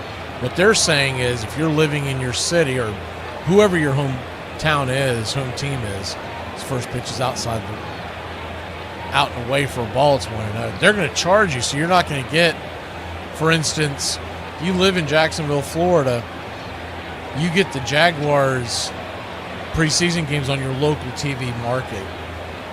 Same thing in Nashville with the Titans, Cowboys, the 1-0, fouls it away, it's 1-1. What they're saying is you're not going to get that anymore. I don't know how they're going to block that. I guess they're just going to take the rights away from the local TV crews. And I don't know if that means they're going to give it all to is the 1-1 pitch, swing, lifts it into left field. McNeil down on an F7. Eli White's there, 2 away. My guess is they're just going to sell it, the rights, to some streaming network. So I don't know if that'll be like a Peacock situation or if it means you're going to have to buy an extra deal to be able to watch the preseason. I haven't done investigating because preseason football has never interested me. So first pitch on the way is outside wide. Called for a wide strike, righty-lefty matchup. Cortez the batter. That's 0-1. The 0-1 count. Down and away, changeup. Did he go around? He did not. 1-1. Carlos Cortez from Orlando, Florida, drafted by the New York Mets in 2018. The 1-1. High and out of the zone. Ball 2-1. Came up with the A's last year, had 94 at-bats. Batted .309.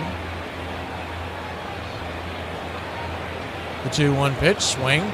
Laces it into center field. That's down for a base hit. Harris cuts it off, and here comes Cortez motoring around first, heading to second, and it is a 2-out double for the Athletics. Good hard hit ball and great hustle by Cortez. Has him standing on second base with 2 outs. Harris tried to cut it off, but a difficult play out there in the outfield. Kind of kicked off his glove. It won't be an error, though. He never would have gotten the runner.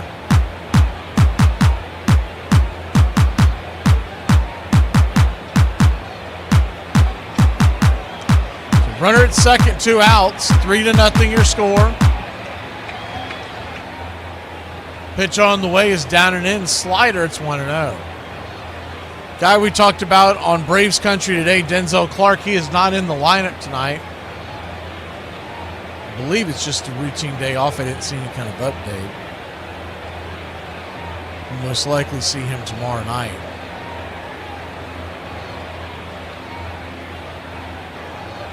Lefty-righty matchup. The pitch on the way. Swung on. Kurtz slaps it towards short, and standing right there is Mauricio Dubon. We'll go to the bottom of the third. 3-0 good guys here in Hotlanta. Did you know when women have a mental health issue, they always seek a female therapist, which is crazy because isn't listening to a woman's thoughts what made you mentally crazy in the first place? This is like a person drowning in a swimming pool and screaming for a glass of water. Now, God gave women a perfectly good thing to fix all of your mental health issues, and it's very simple. It's called listening to a man. Oh! Yeah. Come on, man! No! Right fielder Robinson back. I don't know whether he got it or not. I think he may have it, but let's see. He's out of the ballpark. We'll wait for the official ruling on it.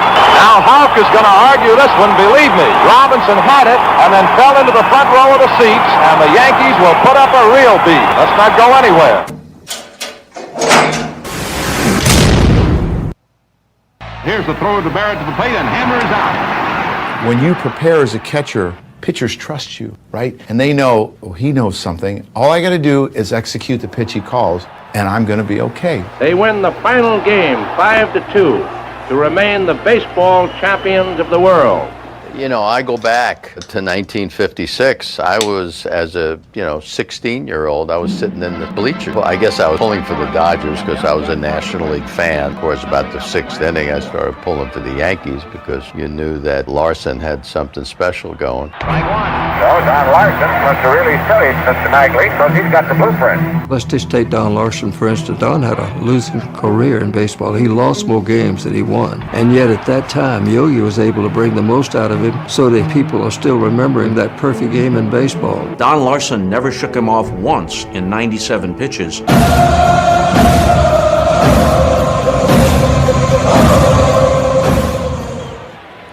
Welcome back. First pitch on the way to Eli White. Misses outside for a ball. It's 1-0.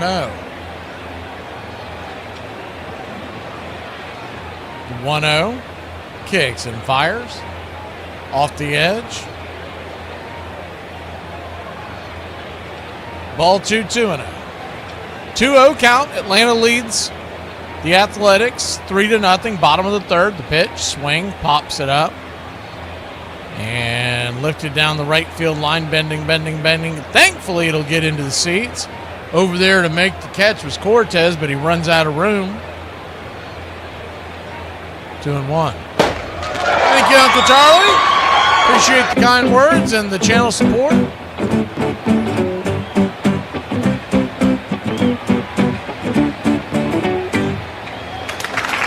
The 2-1 to Eli. Turns and fires it, and it's a four-seamer right there at the knees. Good pitch by Lopez. He is at, this will be a 66th pitch, the 2-2.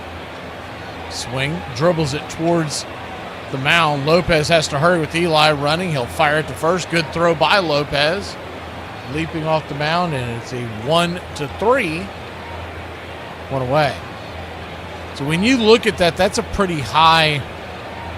By the way, they just told me that James Fisher's in here or not. Thank you, James. We received your check as well. We'll make sure we give you your thanks and appreciate you supporting the channel. Lefty-righty matchup is the first pitch on the way to Dubon is high and out of the zone. It's 1-0. But Lopez is at 67 pitches. That's a pretty high number for this early in the season. 1-0. Way high and wide. Ball 2-2.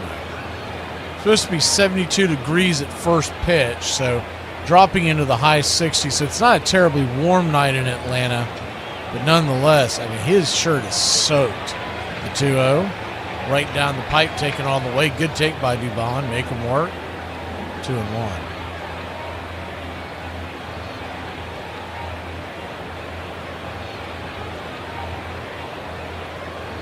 The 2-1 count. Four-seamer. Ball 3-1. Thank you, Mr. George Rogers. King George, best running back in South Carolina history. The 3-1 pitch. Right there. Taken all the way. Sinker on the outer edge, 88 miles an hour. It's a full count. So a full count and Heim standing on deck.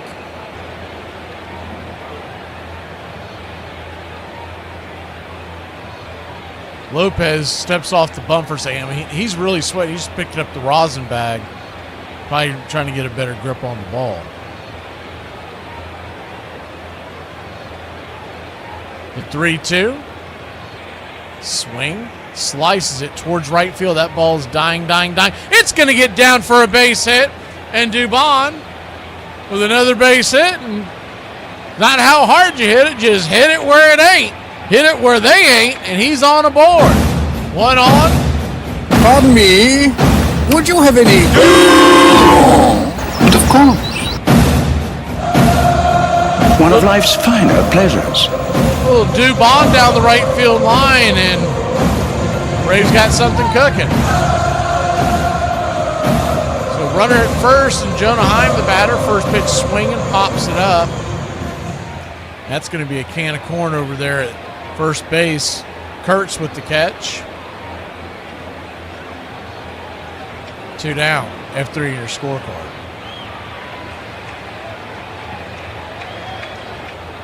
It's funny, I was sitting here looking at his stance, and I was like, man, Jonah Heim, his stance looks a lot like Sean Murphy's. As I'm thinking it, he pulls a Sean Murphy and swings at the very first pitch and pops it up. He's learning from the best. Michael Harris II stands in. Money Mike will stand there and wait for the action to come his way as they flip it over to first. There was an update on a couple of players. We'll get into that here in a second.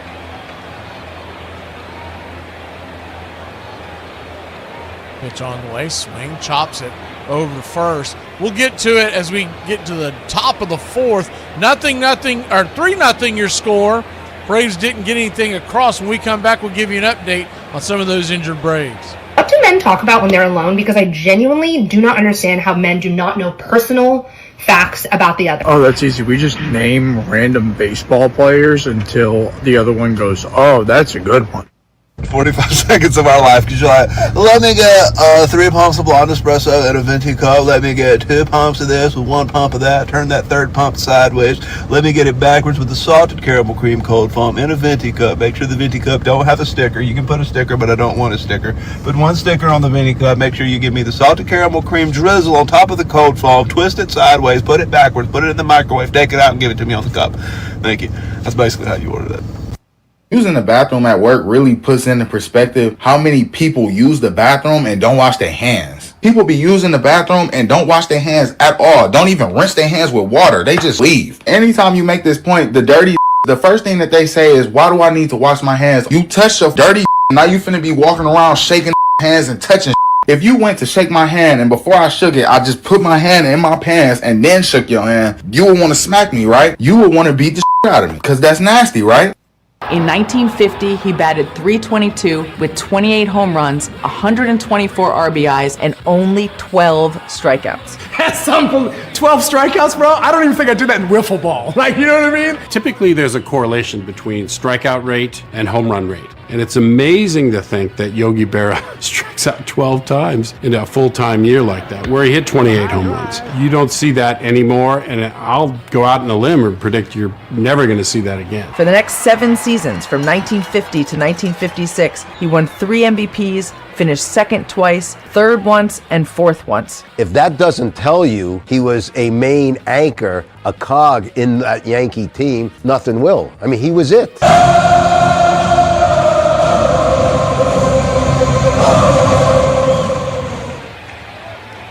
Welcome back to Braves Country Baseball here on Braves Country Radio. Bryce Elder goes back to work. First pitch is swung on and popped up over the first base dugout. Bounces into the seat. It's 0-1. Langoliers the batter. So we've got some updates on some guys that are injured. We know we've had plenty of them. The 0-1 to Langoliers. Swing and a miss. It's 0-2.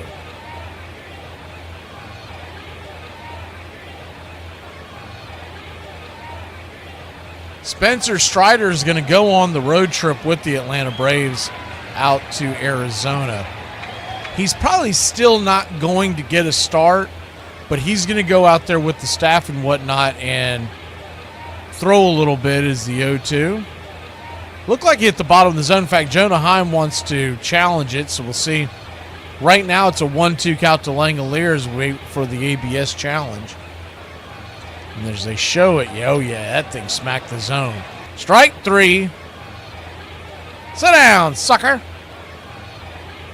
1 away. So Strider's going to go down or go with the Braves out to Arizona. I guess I shouldn't say down, but over to Arizona. And he will throw with the team some live batting practice just to get an idea where he's at. And then if he's ready, he's probably going to have one. It's the first pitch to Soderstrom is inside track right there for a strike. It's 0-1. The best guess is that after that, once he's ready, they'll send him on a rehab assignment as the 0-1 pitch swing. Slaps it into right field, and it's a 1-out single for the Athletics. Good hard hit ball by Soderstrom to get the Athletics going here in the top of the 4th inning.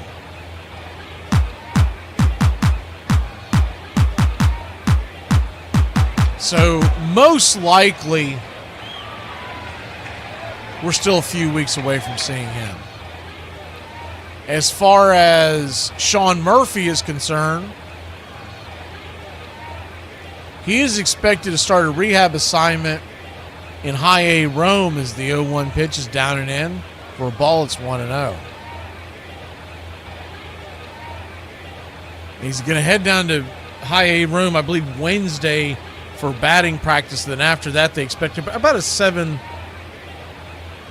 to 10 days on the rehab and then kind of revisit it, and then he could be back then, or most likely, my guess is it's still talking about closer to May. as the pitch right there is chopped off. It's 1-1. 1-1 count, 1 on, 1 out. Here in the top of the fourth, the infield is back into the left double play depth. The 1-1, sinker misses, high ball 2-1.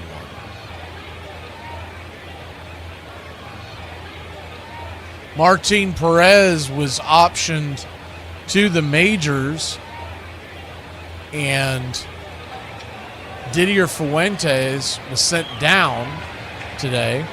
Is the 2-1, swing and a miss, 2-2. And that's mainly because he's got options.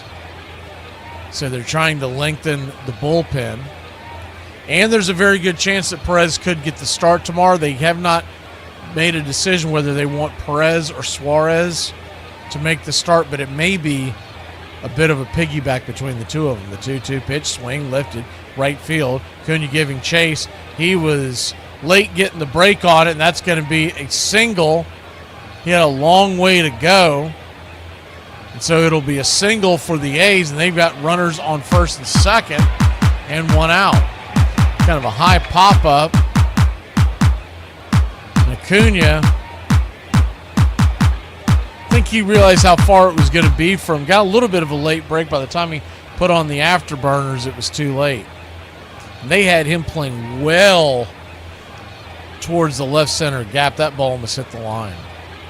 So he's probably not catching it regardless, as deep as they had him playing. So 2 on, 1 out. So we won't know who's going to make the start tomorrow until after the game tonight. We'll try to get you the post-game audio for tomorrow's game. Wilson, the batter. Jacob Wilson chops the first pitch off the plate. It's 0-1.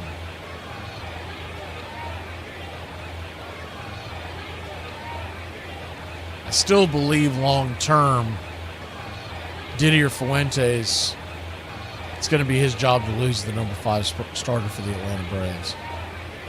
The 0-1 count. Swing. Laces it down the third base line, but foul. Smacks it up against the tarps down there. In foul territory, it's 0-2. So an 0-2 count. Tying run standing at the plate. Double play depth for the Braves as they're playing back and to the left. The pitch on the way just misses outside, trying to go in with the sinker. It's 1-2. Standing on deck would be Butler, Muncy in the hole.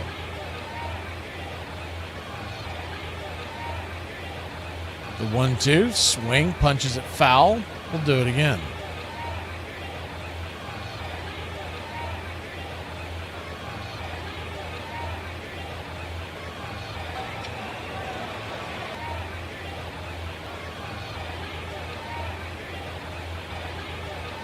The 1-2 just misses down and away. Ball 2-2. Really setting up outside, trying to get him to chase down there. He's not biting so far. And we talked about Wilson and good eye that he has at the plate. Very disciplined batter. The 2-2 pitch, swing, pops it up. That might get her done. Here comes Harris in. He'll flash his red and blue ball glove with his bright orange shoes, and it's F8 in your scorecard, 2 down.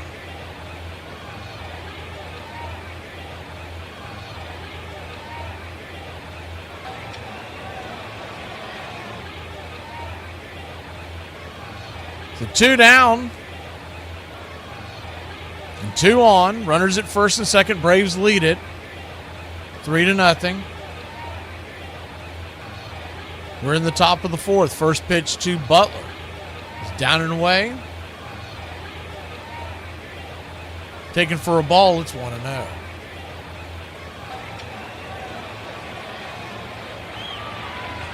Butler doubled his first time up. The 1-0.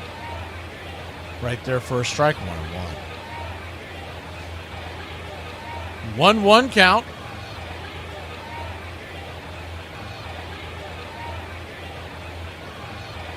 Brings it, swing, lifts it, center field. Harris coming in. He flashes the leather, and that'll end the inning. So F8 in your scorecard, Elder settles her down. We'll go to the bottom of the fourth, leading 3-0. I think it's really important to have at least one person in your life that you can constantly spam videos and memes to without them thinking that you're annoying or, like a little bit of a psychopath. The Victorian era, often seen in the UK, is a wonderful and great time of change in the UK with the Industrial Revolution and all the wonderful things going on. But in reality, it wasn't that good. There were some right nasty disease outbreaks around. Cholera, typhus, typhoid, tuberculosis, and smallpox and rickets. And of course, child labour. Chimney sweeps, who were often orphans, stuck up chimneys with a brush to clean the insides of them out, just like on Mary Poppins. And child labour in factories, kids working up to 18 hours a day at the age of 5. And there were few rights for women. They weren't equal in any way, shape or form, very rarely in a position of authority. And of course, loads of poverty. And you were sent to the workhouse, which no one really wanted to go because you probably were going to die in there. The food was terrible and the chores you had to do were disgusting. And in those days, if you were poor, you were seen as subhuman. Not the best of times. And just to make sure you don't really want to go back to Victorian times, there was Jack the Ripper and body snatching. But baseball and booming bats have a way of evening things out, and the Reds captured 3 of the next 4 games to take a 3-2 lead in the series. When the teams flew back to Fenway, they were met by relentless rain, one that led Commissioner Bowie Kuhn to postpone Game 6 for 3 days. By the time the field was ready, so was the American League MVP. There she goes, a home run, and Fenway Park goes wild as the Red Sox take a first-inning 3-0 lead.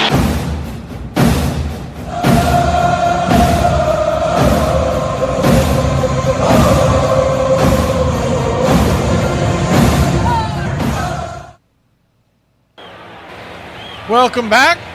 Ronald Acuna Jr. is going to step in against Lopez, his third at bat. 1 for 1 on the day. First pitch is a changeup down below the knees. It's 1-0. Acuna, good night so far. A walk, a single, a run, a stolen base. 1-0. Way outside, wide ball 2-0. Lopez, starting his 4th inning of work. He's at 76 pitches.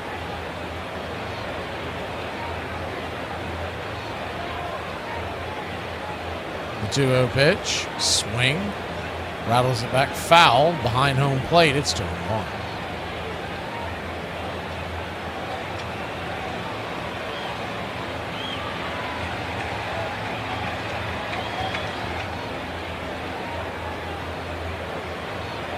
The 2-1 count, just misses. Ball 3, 3-1.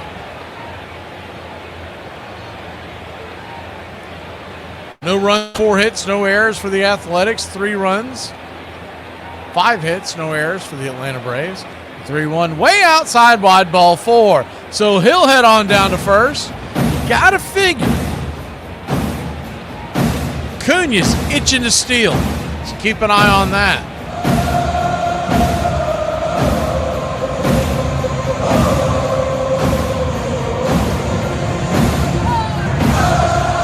Looks like they may be going out there to talk. There's a left-hander, I believe, starting to warm up in the pen.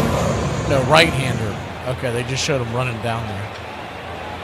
It's Justin Sterner.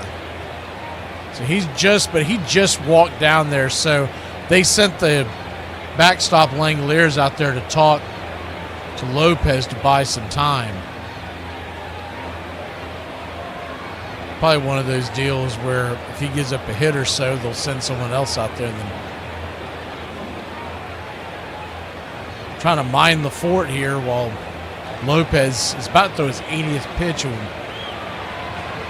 he's only gone through 3.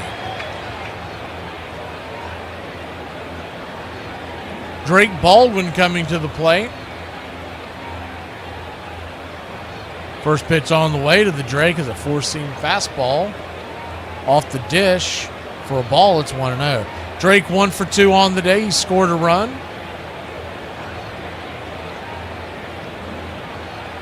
Part of a 3-run first inning for the Braves, the 1-0. Down and away, ball 2-2-0. I was talking about it the other night that this team, and you can't compare teams, but it's got that feeling of the 2023 team where it feels like this offense is going to be a little more, and maybe it's just watching a bad offense for the last 2 years. But with that being said, the 2-0 swing fouls it away. 2-1. If you remember in 23, the first inning, the Braves scored. I mean, they outscored the league in the first inning. That would be nice to get back to that kind of offensive firepower as Lopez is going to have. He's got Acuna in a rundown, in a pickle, and Acuna, I mean, that's terrible base running. He was starting to lean, and you know what I think is in his mind? After blowing out his knee, if he gets caught in a lean, he is not going to try to dive back, which I don't blame him for that, but I'd say, man, just go ahead and take off. Make it a little more difficult for them to run you down. So he's wiped clean of the paths, and a 2-1 count to Baldwin is chopped over towards second base. That'll be an easy 4-3 put out. McNeil over to Kurtz, and there's quickly 2 down. So just as quickly as the inning started off promising, it is now nobody on, 2 outs.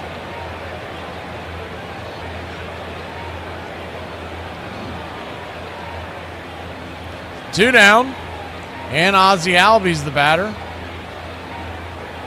First pitch is swing, and that ball's going to get dribbled over to third. That's off the glove of the third baseman. He's going to boot that, and Max Muncy, most likely that's going to be an E5. It doesn't matter. We've got a man on first, and the inning continues. I'm the Wiz. I'm the Wiz. I'm the Wiz, and nobody beats me.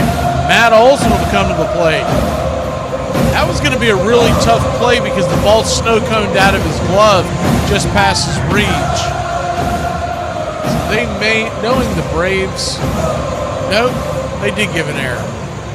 Typically, the Braves home cooking, they will make up any excuse to give our batters a hit or not give our defenders an error, but that time they called it honest.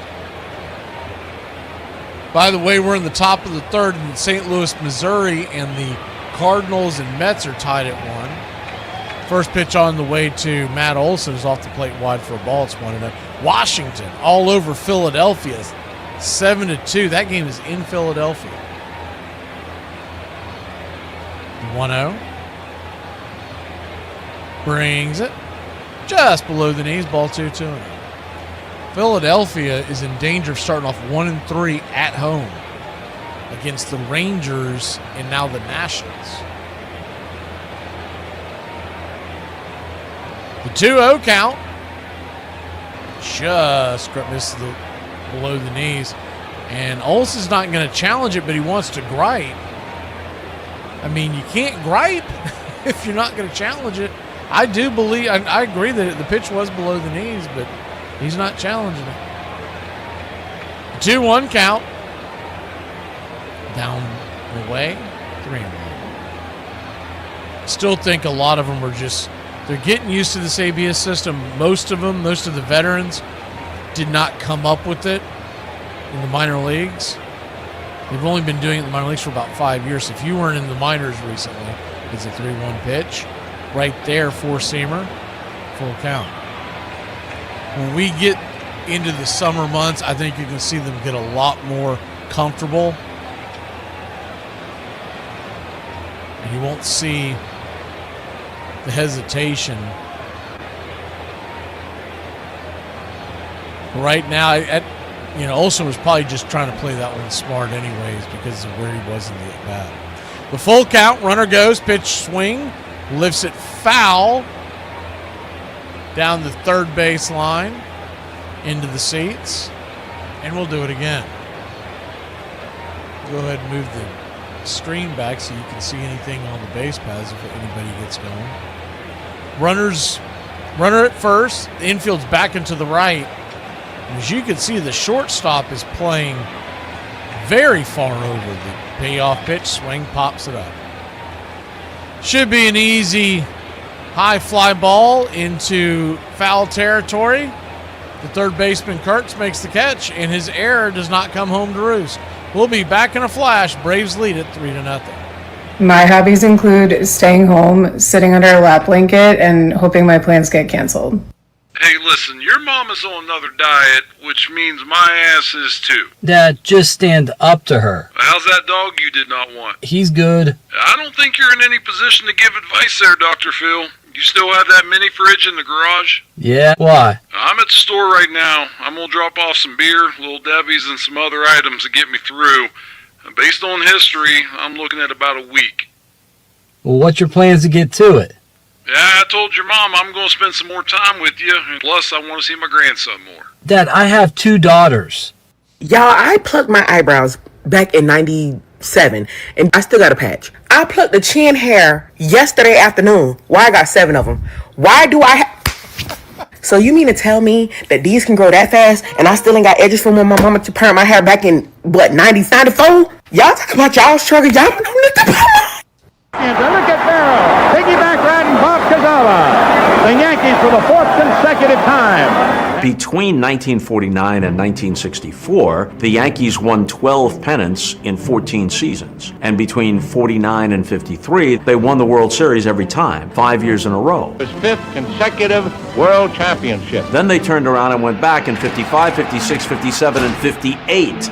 So go figure, how good is that? That's, if my math is correct, 9 times in 10 tries. During that 7-year stretch from 50 to 56, he was not only the backbone of a Yankees team that won 5 World Series rings, he also averaged .295 with 27 home runs, 108 RBIs, and just 24 strikeouts per season. There's a drive hit deep to right field, but it is going to go all the way for a home run. Flip right double, X-Jet. 36 counter naked waggle at 7. X quarter on 1. Welcome back. Bryce Elder goes back to work. His 57th pitch of the night is a sinker. Bang right there at the knees. It's 0-1. Righty-righty matchup. McNeil standing on deck. 0-1 to Muncy. He's chopped into the dugout. It's 0-2. You'll get Muncy, McNeil, and Cortez, so the 7, 8, 9 hitters due up here. No runs, 4 hits, 1 errors for the Athletics in the 0-2 pitch. Caught looking strike 3. He got caught watching the paint dry. Sinker right down the pipe. Skadoosh. 1 away. No runs, 4 hits, 1 error for the Athletics. 3 runs, 5 hits, no errors for the Braves. All 3 runs from Atlanta coming in that first inning. They jumped on Lopez and probably could have had a little more if things would have fell right. First pitch swinging, sliced it foul over the third base dugout. Jeff McNeil, the former New York Met, it's 0-1. The 0-1 brings it. That changeup will head over the plate, but well below the knees. It's 1-1. 1-1 count. Turns and fires. Swing. That ball's laced down the right field line, but foul. About 2 feet to the left, and that would have been trouble.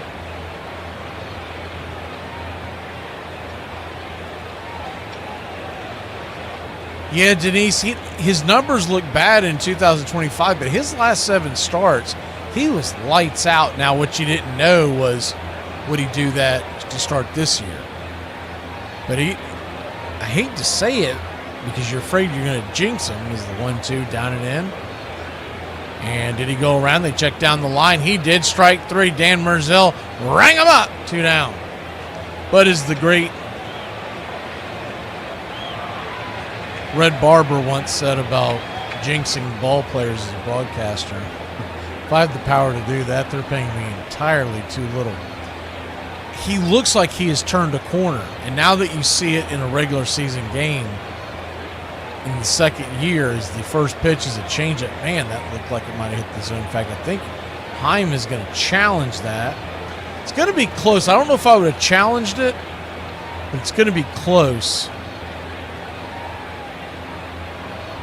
Yeah, it's just below the zone, so he's going to lose that challenge. Braves are down to 1, I believe.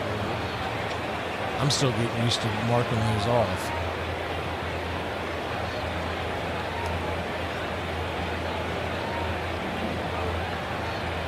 The 1-0 in the dirt, 2-0. But when during the offseason, when people would talk about, oh, we got to get rid of him, we got to do this, we got to do that, you knew he was going to get an opportunity because his last 7 starts were phenomenal, and he's out of options. So you couldn't send him down to the minors. If you did, someone's going to scoop him up the 2-0 way outside wide. As soon as I say that, just a bit outside, it's 3-0. But if he can come out and give you this kind of performance on a regular basis, that is beyond a 4-5 starter with 3-0. Pitch misses down and away, ball 4, and Cortez will head down to first. That'll flip the lineup over again. That is Elder's. That is first walk of the day? It is. So 1 walk and 4 strikeouts. I knew he had 2 other 3 ball counts. I was thinking one of them got on it. First walk of the day, 4 strikeouts. And he's only at 67 pitches. You would hope that we could get another inning out of him. It starts to be greedy to expect a 7th inning out of a guy in his first go-around this early in the season, but we've seen some guys go out there and at least take the ball for the 7th, not quite get through it. First pitch on the way is a changeup in the dirt.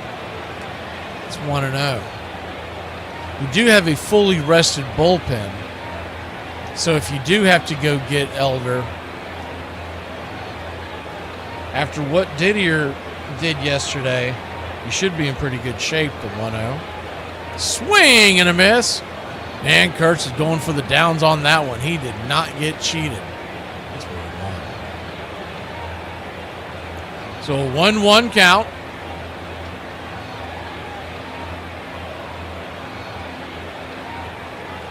Three to nothing Atlanta. 2 down. Top of the 5th. He sets, turns, and fires. Fastball high and out of the zone, 4-seamer. Ball 2-1. Didier Fuentes, who is now down in the minor leagues, they'll continue to stretch him out. He might get a start as early as when we get back from the West Coast. Is the 2-1 right there for a strike, 2-2. You look at the way it lines up, you can see him getting the start as early as that Friday when we come back home to face Cleveland. The 2-2. Elder rocks and fires. Caught looking strike 3. He got whacked right there at the knees, and that'll end the inning. We'll go to the bottom of the 5th. It's time to take the 5th here in Braves country.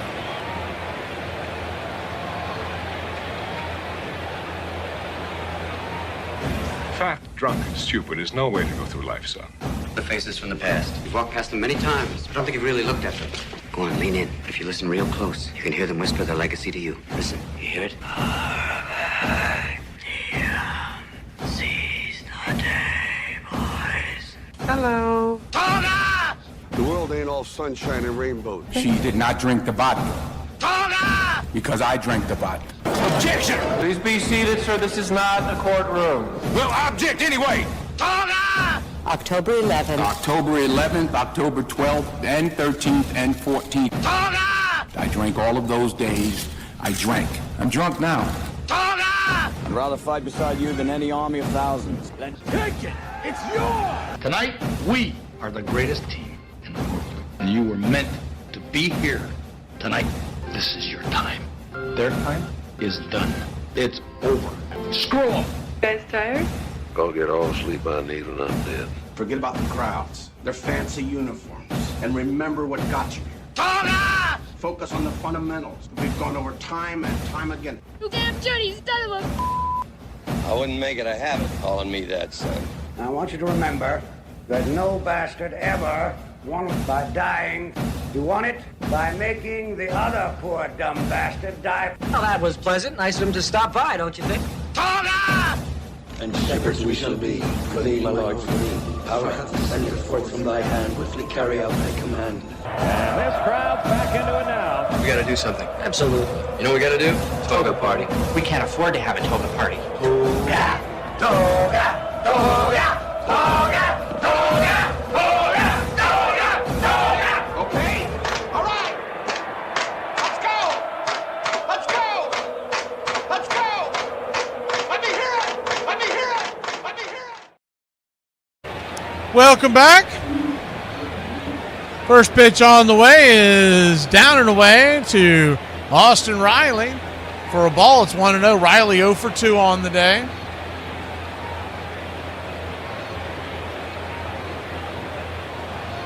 The 1-0. Swing and a miss. Cutter down and away. It's 1-1. New pitcher on the mound for the A's. It's Justin Sterner, who was warming up in the pen. We told you about that in the last inning. The 1-1 pitch. Man, Riley chases bad sweeper down and away. It's 1-2. I don't think he's picking that sweeper up very well. 1-2 count.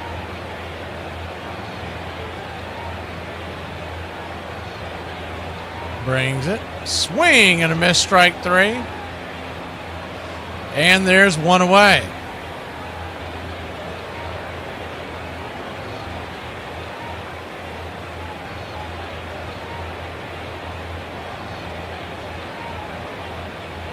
One up, one down.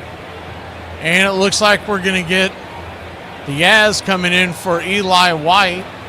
With the right-handed Sterner in, the Yaz will come in and pinch hit. That'll leave us with Dominic Smith, Mateo, and Farmer on the bench. And we have no backup catcher because Drake Baldwin is the designated hitter. If there were to happen an emergency, Baldwin would go behind the plate. You would just lose your designated hitter. First pitch is right upstairs for a strike. Called on the outer edge. It's on 1, and that's one of those things you just deal with it for one game, and then you would go grab someone down on the farm. The 0-1 pitch, swing and a miss, sweeper underneath the hands. It's on 2. So an 0-2 count. Dubon standing it on deck. Heim is in the hole. Braves lead it 3-0, bottom of the 5th. The 0-2, way outside wide. 1-2. Yastrzemski from Andover, Maryland. 1-2 pitch, swing, lifts it into center field. Clark has a beat on it. He'll should make the catch. Butler has a beat on it. Should make the catch. F8 in your scorecard. 2 down. Expecting to see Clark today in the lineup, but he got the night off. Mauricio Dubon 2 for 2. 2 singles, 2 RBIs. He'll stand at the plate. Raised his batting average to .375 tonight. First pitch swinging. Rattles it foul, 4-seam fastball. It's 0-1. Dubon, originally from Honduras, played his high school ball in Sacramento, California. The 0-1. Swing and a miss. High and out of the zone, it's 0-2. Saw him in an interview in the spring. He literally came to the United States in hopes to make it in Major League Baseball.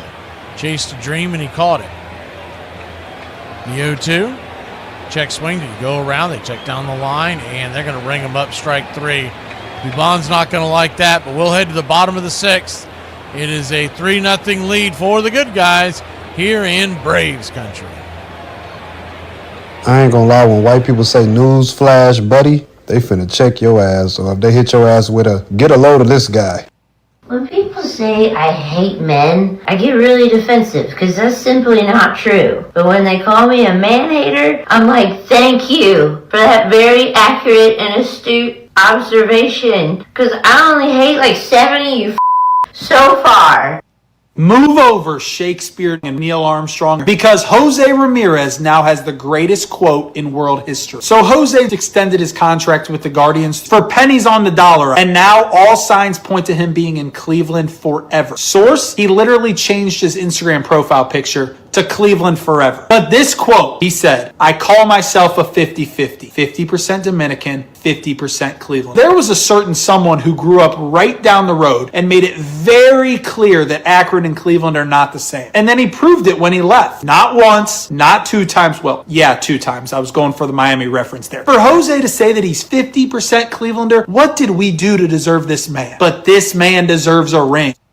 Only 2 years after that, the Yankees have plummeted all the way to the basement. They finished 10th in a 10-team league. There's a Wednesday afternoon game. I think it was a Wednesday. It was a midweek afternoon game in any case at Yankee Stadium. A makeup game. It's raining. It's cold. It's late September. Barely 400 people are in the cavernous ballpark at Yankee Stadium. Red Barber is on TV. And going back to his old guiding light, you're here to report, he wants to make it clear that Yankee fortunes have bottomed out, and this may be emblematic of it. Only a few hundred people in the ballpark, but the director will not take the shot. And it's not coincidental that at the age of 58, Red Barber was done after that 66 season with the Yankees and never broadcast another baseball game again. Thank you for hyping and subscribing to BCR, your home for radio baseball. Welcome back. First pitch swinging here to start the top of the 6th. Is a rocket out to left field. The Yaz will make the catch, running grab near the shoe tops. And it's L7 in your scorecard. Hard hit ball there by Langoliers to get it going. One away. This is the 3rd time through the order for Elder, and sometimes that's where he runs into trouble. But for that matter, most pitchers struggle the 3rd time through. First pitch to Soderstrom is high and out of the zone. It's 1-0. But he doesn't have that elite stuff that puts people away, so that 3rd time through the order is usually a little challenging. 1-0. Swing. Chops it off the plate. 1-1. If he could get through this inning unscathed, you could see them rolling him back out there for the 7th, because they're at the top of the order right now. Tyler Soderstrom is 1 for 2 on the day. Takes the pitch down and away. You go around, they check down the line. He does not. Ball 2-2. 2-1 count. 3-0 your score. Brings it. Man, that sinker looked like it hit the zone. Did not get the call. 3-1. Waiting for the replay to show up. It's showing it a tad below where it actually hit. I don't know. 3-1. Swing, fouls it away. Sinker up top. Rattles it into the crowd, and it's a full count now. Standing on deck is Rooker. Elder turns and fires. Swing. And that ball's going to get hit over to the right side. The 2-hopper into the glove of Olsen. He'll flip it to Elder, who's covering the bag, and there's 2 down. Bryce Elder at 79 pitches now. So a quick out here could get him to the 7th inning, where he would be facing the right-handed bat of Wilson, the left-handed bat of Butler, and another right-hander. So you could see them running him back out there for the 7th.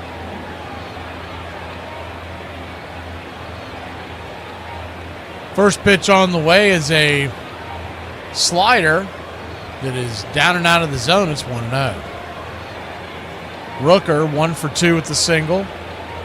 30 home runs last year. The 1-0 pitch, swing. That ball scalded through the infield, the 5-6 hole, and it's a 2-out single. for the Athletics. One hopper that was right there in between short and third. Nobody had a chance at that one. That ball was hit on the screws.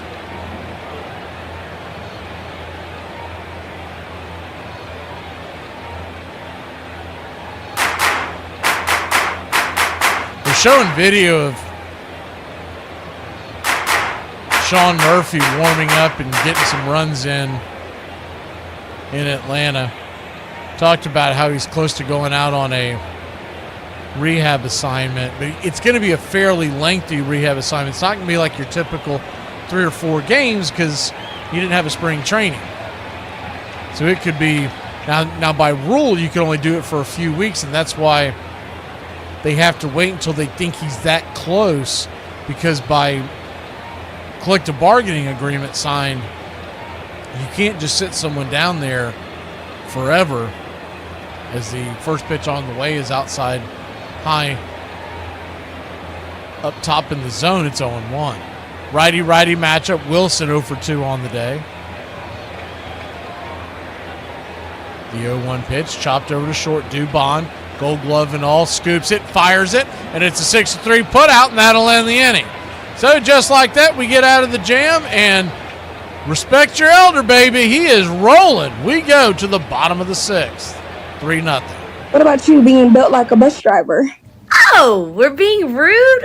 Awesome. Cool. My turn. What about you being built like the bus? Stan Musial, right and the wrong in batting. What greater ball player could you get than Stan the Man Musial? The ball player who actually has rewritten the record books. All you have to do is pick up any record book and you'll see this fellow's name among doubles, triples, home runs, total bases, and base hits. His lifetime batting average will be well over 300. Knowing the strike zone, having a good level swing, and the eyes on the ball are very important. Don't overstride, because when you overstride, you lose your balance and you're lunging at the ball. So don't overstride, and take a good normal stride and a good level swing and just try to meet the ball. Just have a good, comfortable stance at the plate, and don't try to copy anybody. I think the youngsters should be themselves, and what they can do, I can't do, and what I probably could do, why they couldn't. So swing at strikes, and don't try to copy anybody. See your shoulders dipping a little bit. That's the way to become a pop-up hitter, huh? You're very uncomfortable that way, and your shoulders and eyes should be level, and your swing should be level.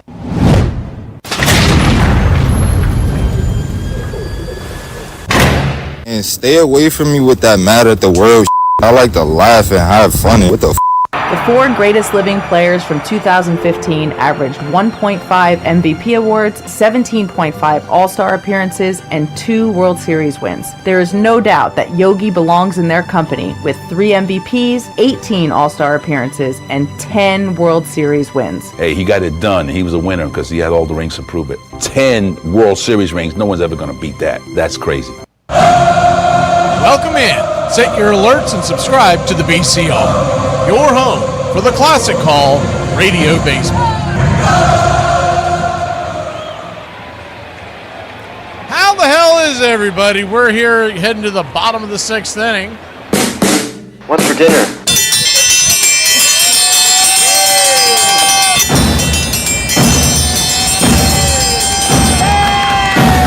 Hey, chef, what's for dinner? First pitch to Jonah Heim is high and out of the zone. 1-0. Heim walked earlier in the game. He was 0 for 1. The 1-0 right there on the outer edge. 1-1. It's his 3rd walk in 2 starts. I could get used to that out of a catcher. 1-1 count. Upstairs. Just misses 2-0. The new pitcher in for the Athletics is Elvis Alvarado. A 3.19 ERA last year. Young right-hander. Turns and flips it. Swing and a miss. 4-seam fastball. Chased one a little bit high and out of the zone. It's 2-2. He's out of the Dominican Republic. 27 years old. 6'6", 253 pounds. The 2-2. Fouls it away. We'll do it again. 6'6", 253. That's called a problem. In my days of bouncing, we called those guys a problem. The 2-2. Way outside, wide ball, 3-2. So a full count.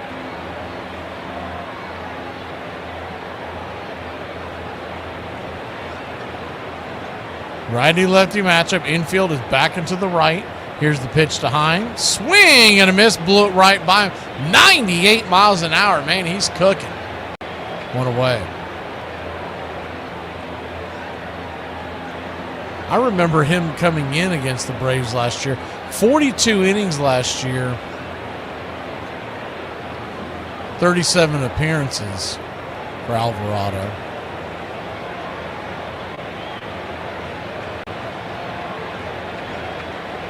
Not only did he keep his ERA at 3.19, but also as the first pitch to Michael Harris II as a four-seamer smacks the black. It's 1-1. He had a whip of 132. He kept his batting average at 214. The 0-1 swing right through it, 99 miles an hour. Man, he is bringing it tonight. It's 0-2. 0-2 count.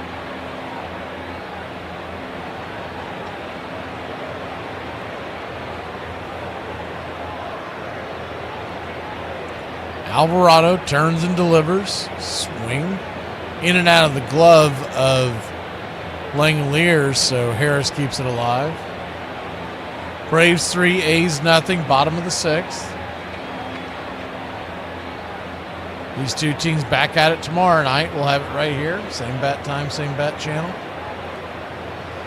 And Wednesday, it's a day game. The 0-2 swing. That ball's going to get dribbled over the mound. It's going to have to be a barehanded attempt by Wilson. He'll fire it to first and get Harris by about a step.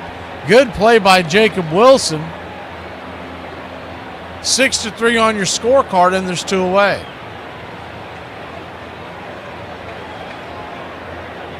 That'll bring the top of the order back up, Ronald Acuna Jr. He is 1 for 1 on the day. He's walked twice, caught stealing. First pitch is down and in. For ball, it's 1-0.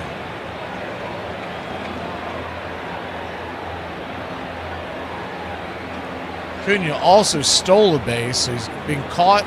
He's stolen a base. The 1-0 swing. That ball's lifted high and deep in the left field. Get up, get up, get up. That ball's going to bang off the wall. That ball's going to get down where the green grass grows. Acuna's rounding first. He's heading for second, and it's a 2-out double by Acuna Matata, baby. No worries for the rest of your days. Bravo. I thought that one was getting out of here. He cranked that one, yanked it. Soderstrom got turned around out there, lost it. It goes off the wall, and it's a 2-out double, and here comes the Drake. Righty-lefty matchup. The first pitch to the Drake. Swung on and fouled away. It's 0-1.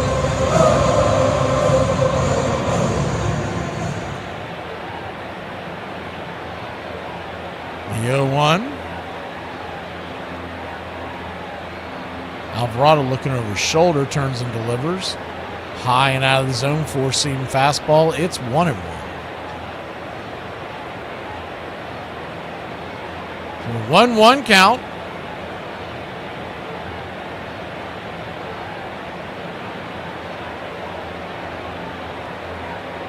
Swing, lifts it into center field, drifting back, warning track, and making the catch right there at the track is Butler, and that'll end the inning. So we get one in scoring position, but that's it. We go to the top of the 7th here in God's country. Braves lead it 3-0. will never be able to say, wow, she's really let herself go if you never had your together to begin with. I saw a post on Facebook that says, would you ignore somebody's birthday if they didn't tell you happy birthday? Absolutely! It don't take nothing but 2 seconds to tell somebody happy birthday. And my birthday only comes once a year. Because if you didn't tell me happy birthday, screw you and your birthday. You think I'm gonna go out my way for you and you ain't going out your way for me? Absolutely not. You can miss me with that, please. You know what I love? I love when I'm driving and I'm behind somebody that's in the right lane, like trying to make a turn. And instead of making the turn, like when it's safe to do so, like a normal person, they waiting on the light to turn green. I love that, man. Two of the greatest baseball announcers of all time. First two winners of the Ford C. Frick Award. The first two baseball broadcasters enshrined in the Hall of Fame, dismissed by the Yankees in the space of 2 years. 1969, Mickey Mantle has retired. They give him a day at Yankee Stadium. The ballpark is packed. I'm going to bring Mel Allen out to introduce Mickey Mantle and listen to the reception. It is my pleasure to introduce the longtime voice of the Yankees, Mr. Mel Allen.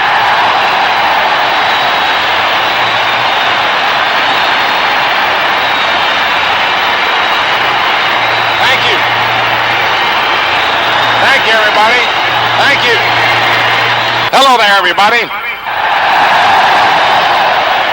My great thanks to the Yanks. This is one of the proudest moments I've ever had on this hallowed baseball ground. And I'm terribly privileged to have the honor to once again call from the dugout one of the all-time Yankee greats, the magnificent Yankee, the great number 7, Mickey Mantle.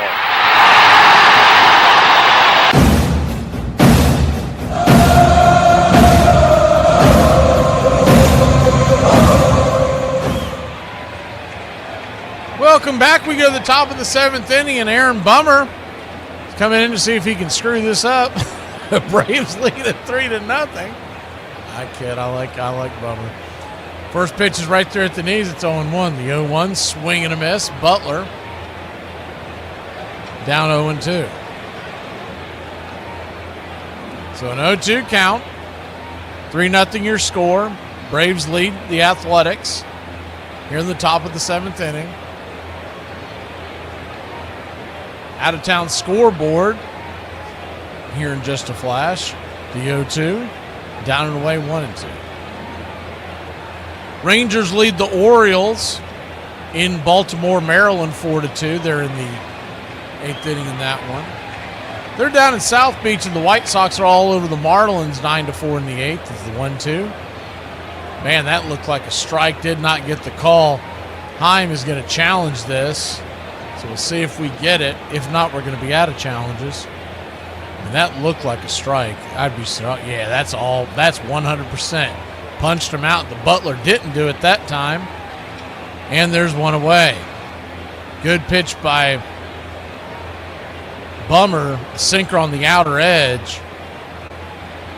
Kissing the paint, and a good challenge by Heim. That's going to be a talent that these guys are going to be. They're going to start noticing the guys that do and do not do well on that. As the first pitch swinging is swung on, and that ball is hammered over into left field. It's over Yastrzemski's glove, and it's off the wall, and it's a 1-out double for the Athletics. Hard hit ball. Muncy did not miss any of that. I thought it was about to get out of here. Just missed pay dirt by about a few feet.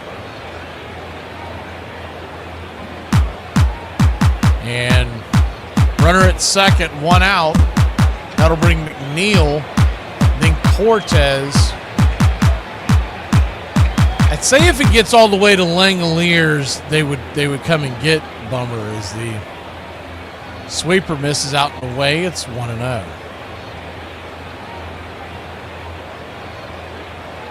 1-0.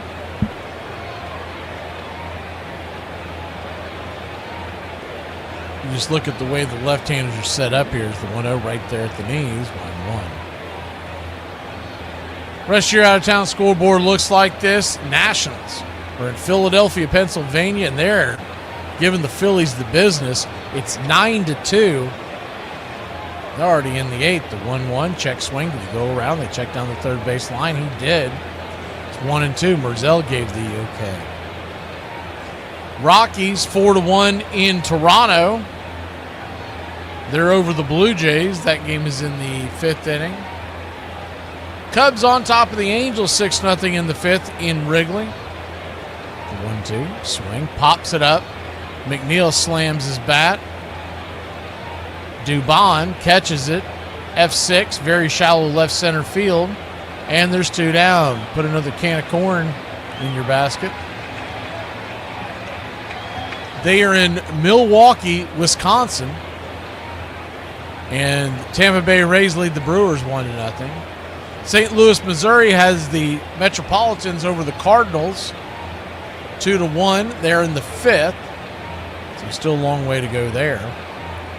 Astros 3-0 over the Red Sox. Lance McCullers making his debut against Beantown. They're in the 4th. Later on tonight, as there's a right-hander warming up in the pen for the Braves, pitch swung on, chops it foul.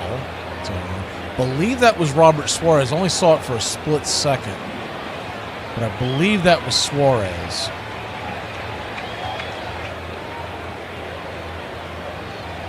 Yes, it is. The 0-1 swing and a miss. Curveball. It's 0-2.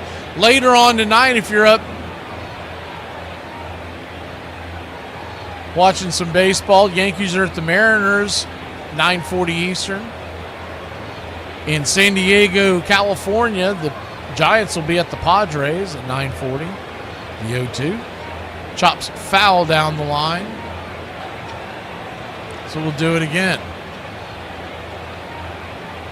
Banez, who's batting for Cortez. We'll see if he stays in the game after the inning. 10-10 tonight, the late night game. It's going to be the Tigers at the Diamondbacks. We'll see those Diamondbacks later in the week. The 0-2 pitch.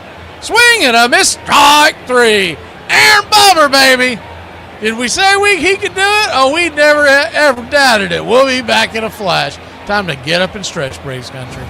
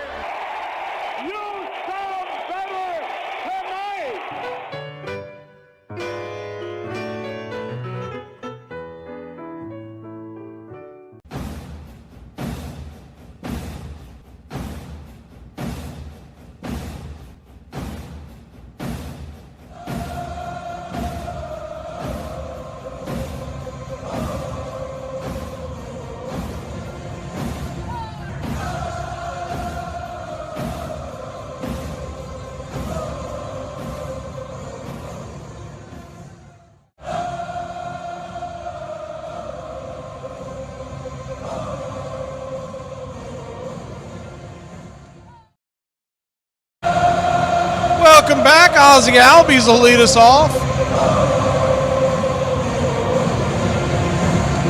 First pitch on the way to Ozzy from Leiter. The right-hander fires a strike there on the outer edge. It's 0-1. Righty-lefty matchup as Ozzy flips around to the left side. The 0-1, swing and a miss. Over the top, it's 0-2. Mark Leiter Jr. out of Fort Lauderdale, Florida.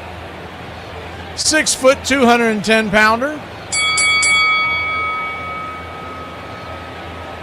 You're probably pretty familiar with him already, but we'll go ahead and go over his resume as the go-to pitch. Swing. That ball's just going to get punched out to left field. Good job by Ozzy. That was a defensive swing, and it's going to come down for a base hit. And the Wiz is back on base. I'm the Wiz. I'm the Wiz. I'm the Wiz. I'm the Wiz, and nobody beats me.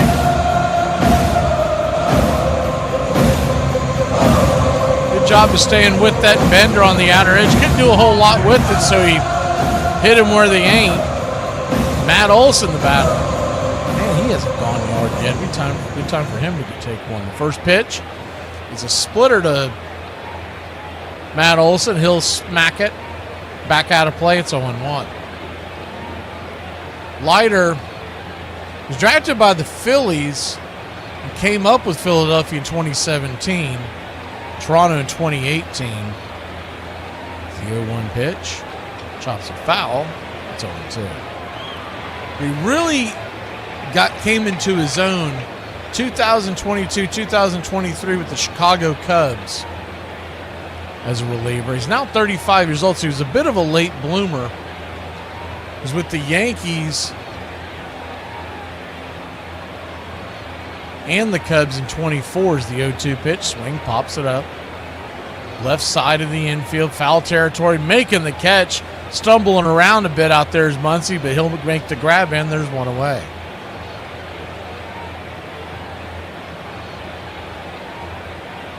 He stayed with the Yankees last year and then came over to Sacramento to begin the 2026 season.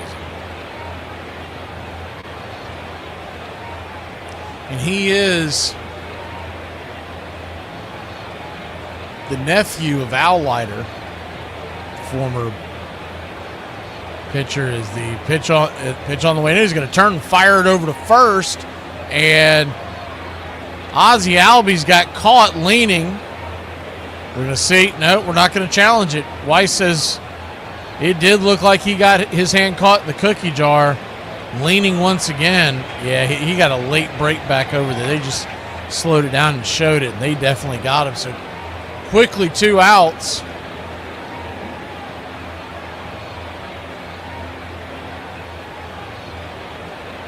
First pitch on the way is right there on the outer edge to Riley. It's 0-1. JC, I don't know what you're talking about, but I just saw the comment. Hope the Braves don't send Acuna down. He has potential to go 1. Swing, chops it. Back over the mound. It's going to be grabbed by McNeil over at second. He'll toss it first, and Riley is down on a 4-3. We'll go to the 8th inning. Leading by 3, but we have not scored since the first. Wake up, Braves country. Wake up. 106 miles from Chicago. We got a full tank of gas, half a pack of cigarettes. It's dark, and we're wearing sunglasses. Hit it. I have come here to chew bubble gum and kick ass. And I'm all out of bubble gum. It's happy hour. When wins become losses and losses become wins. You guys going to happy hour? I'll come for a couple. Just a couple, though. Not like last time. I need a drink. When buying a beer, buying only one beer can cause a misalignment in your spine due to the uneven weight distribution. This can cause unnecessary back pain and potential spine issues. To prevent this, carry 2 beers, ensuring your body is balanced and proper health maintained. Afternoon, everybody. Put my pants on, one leg at a time. Does Barry Manilow know that you raid his wardrobe? Guess what? I got a fever, and the only prescription. Ladies and gentlemen, we interrupt our program of dance music to bring you a special bulletin from the Intercontinental Radio News. You're in Braves country. Drink a beer. Salad. They're making it laws where you can't drink when you want to. This stinks! Pretty soon we're going to be communist country. This is total BS! Oh, yeah. For me and the Lord, you gotta understand it. We're on a mission from God. I'm on the radio every day!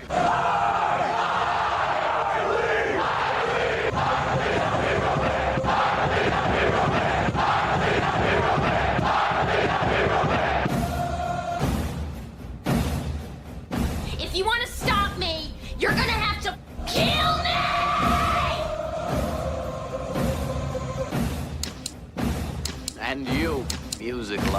You're next. You're so drunk you can't hit nothing. In fact, you're probably seeing double. I have 2 guns. One for each of you.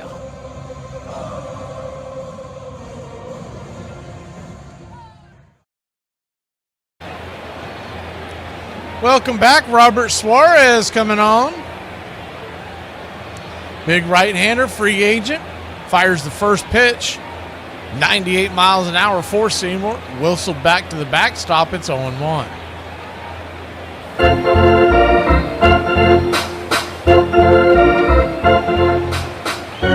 0-1, Nick Kurtz. Takes the changeup down and in. 1-0. Righty-lefty matchup. You got Kurtz, Langoliers, and Soderstrom. 1-2-3 hitters. The 1-1 pitch right there. Changeup. Bang. Right there at the knees. It's 1-2. We've not seen Iglesias yet, and my guess would be it doesn't matter what the score is, you're going to see him tonight. 1-2 count. Way high out of the zone. Four-seam fastball. Ball 2-2-2. 2-2 count. No runs, 6 hits, and an error for the Athletics. 3 runs, 7 hits, and no errors for the Braves. Is the 2-2. Down and in. Ball 3, 3-2. Full count.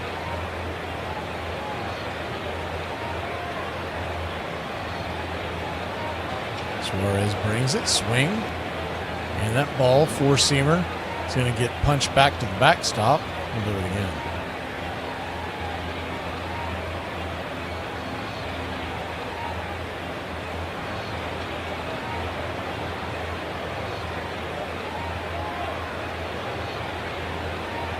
The full count offering from Suarez. Swing, chopper. It's an atom ball right back to the mound. Suarez, in his red ruby slippers and all, flips it to first. And it's a 1-3 to start the 8th. That'll bring Langoliers, or as they like to call him, Shane Bangoliers, to the plate. Batting 400 with a 14.38 ERA, OPS. 3 home runs already on the season. He's got 6 RBIs as well. First pitch, four-seamer, 99. Misses high, it's 1-0.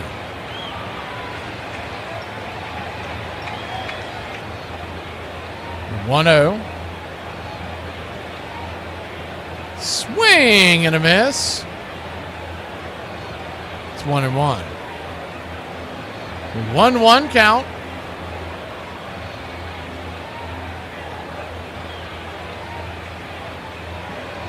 Turns and fires. Swing. Cutter in the dirt. 1-2.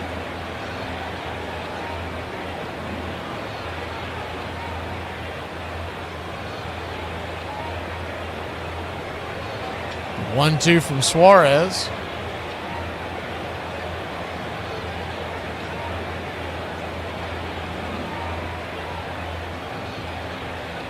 Kicks and fires.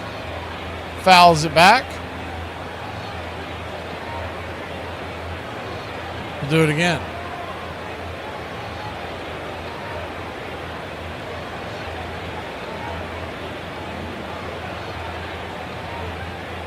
Robert Suarez looking in, and the pitch just misses. Four-seamer, a little movement at the end, and that'll leave it up at 2-2. Soderstrom is on deck and Rooker in the hole. Love to see a clean inning here by Suarez. It's the 2-2. That ball's in the dirt, nowhere near the zone. Bounced it about a 50-footer, and it's a full count. I'd like to see a clean inning, set it up perfectly for Iglesias coming in. Washington still on top of Philly, 9-2 there in the 9th inning out there. And the Mets have taken a 3-1 lead in the 6th in St. Louis. The payoff pitch. Swing, hammers it into the hole at short, off the glove of Dubon. That's going to be an E6, and he'll be safe. Dubon hitting himself on the chest. He knows he should have had that. Usually a very slick fielding shortstop all over the place, just showed that he's actually human. And we've seen some outstanding plays by Dubon. He was there, just kind of went off the heel of his glove, and pretty good speed. Never had a chance at Soderstrom. First pitch swinging is going to get down for a base hit, and Soderstrom's got runners at first and second now with one out, and the tying run's coming to the plate. And Rooker, and he can bring it. So the tying run's coming to the plate, a home run threat. And this game is far from over.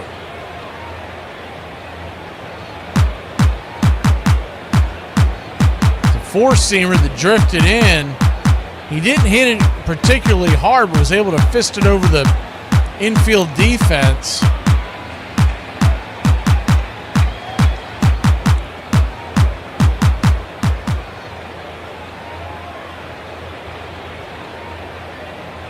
Righty.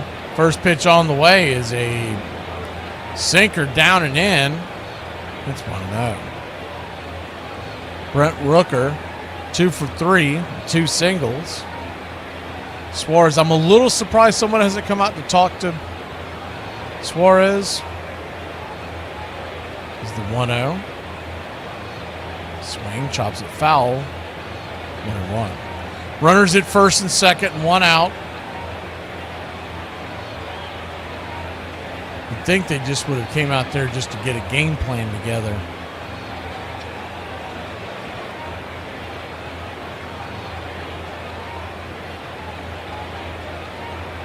The 1-1 pitch, swing, hammered it over to short. Dubon, he's got it this time. It's going to be a 6-4-3 inning-ending rally-killing double play. So a great job by Suarez to get it back under control, and a great job by Dubon to stay with it and keep his head up. We're up 3-0. My grandpa once said, do what you hate first thing in the morning to get it out of the way. And I'm just now remembering he called me at like 5:30 a.m. a couple months ago on my birthday to wish me happy birthday. There's nothing worse than when I'm about to get Domino's and somebody's like, oh, there's so much better pizza around you. Domino's sucks. I don't want pizza. I want Domino's. It's a completely different experience. I don't know why people can't wrap their heads around that. I don't want to watch a movie and eat 2 slices of pizza. I want an entire pie to my face. Y'all know how motherfuckers like, I gotta be on my P's and Q's. What the does that even mean? Mel Allen was back to the Yankees on a regular basis in the 1970s. And it all goes back to a conversation in the mid-50s when a young football coach at Northwestern called Mel Allen for advice on how to break into the sportscasting business. Mel spent an hour on the telephone with that young coach. And that young coach was George Steinbrenner, who never forgot the courtesy that Mel Allen gave him. Steinbrenner buys the Yankees in 1973 and later on brings Mel back, first doing pre- and post-game shows, and then back play-by-play for the New York Yankees. And in 1983, the voice of the Yankees had another iconic moment. And the crowd standing. 40,000 plus people standing and roaring. And Righetti trying to get Bob. And he gets it! A no-hitter! A no-hitter! A no-hitter for Dave Righetti! How about that? He got the no-hitter! Look at the Yankees batting and grabbing. Dave Righetti pitches the first no-hitter by a Yankee pitcher since Don Larson in 1956 in the World Series. A perfect game. How about that?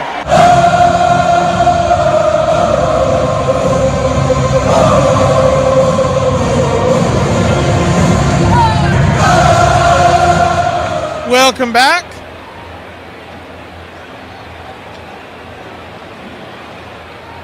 Michael Kelly coming to the bump, and the first pitch on the way to start here in the bottom of the 8th as the Braves try to get some insurance to the Yaz. He's well inside for a ball. It's 1-0.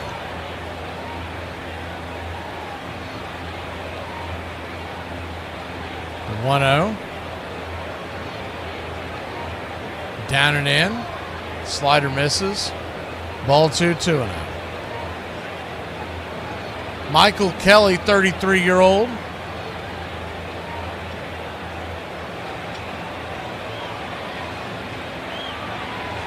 The right-hander spins and deals, smacks the black on the outer edge, four-seamer, 97 miles an hour, 2-1.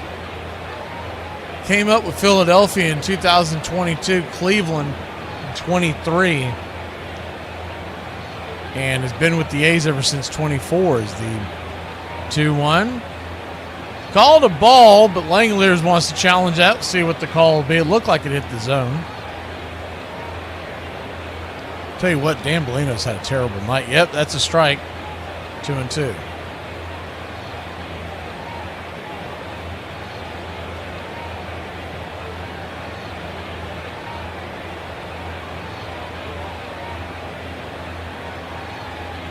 The 2-2.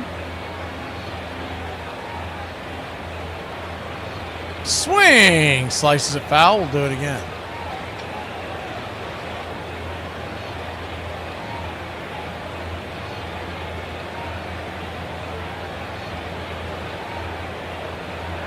The 2-2 count.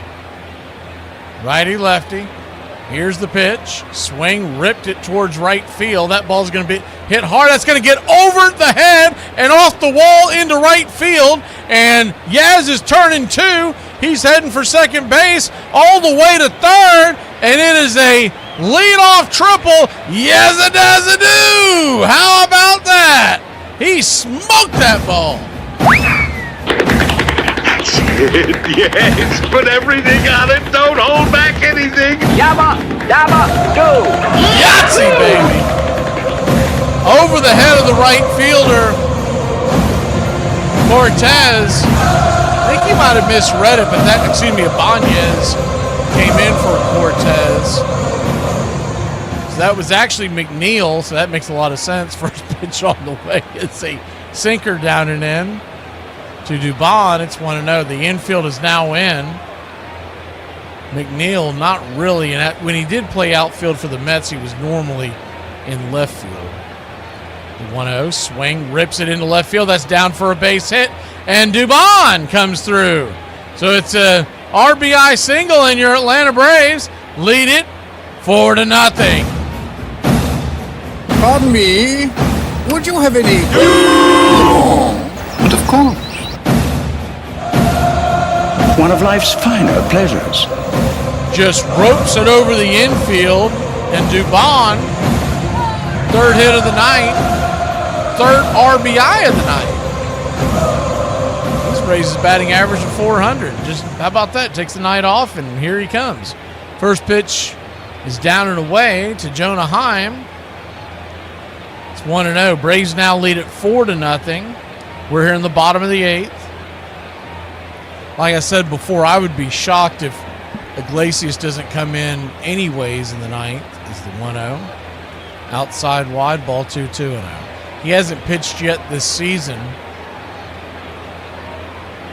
And so there's just wanting to get him some work. I would think he's going to come in. The 2-0. Outside wide. Ball 3-0. Harris is on deck. Braves lead it 4-0. One across here in the eighth. First run scored by the Braves since the first inning. The 3-0. Smacks the outer edge. 3-1.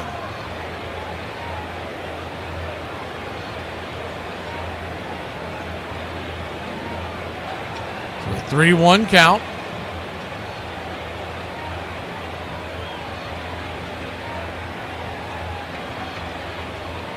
Turns and fires. Swing and a miss. It's 3-2. I'll tell you what, the new Braves division, they lose their feed at least 3 times a ball game. And I thought it would straighten up after they got out of spring training. But I'm talking about this is regular season stuff. You need to upgrade something. 3-2 pitch, swing, runner goes, swing and a miss. And did we get a strike him out, throw him out? We did. Dubon Looked like they might have had, I don't know why you'd have a hit and run on with Jonah Heim at the plate, but that's looked like what was going on. And it's a strike him out, throw him out. Dubon didn't get a great jump there. But you really expect to pitch it in the zone like that he's going to make some contact with. Instead, there's 2 down. First pitch on the way to Harris is dribbled over towards second. It's going to be a 4-3 put out.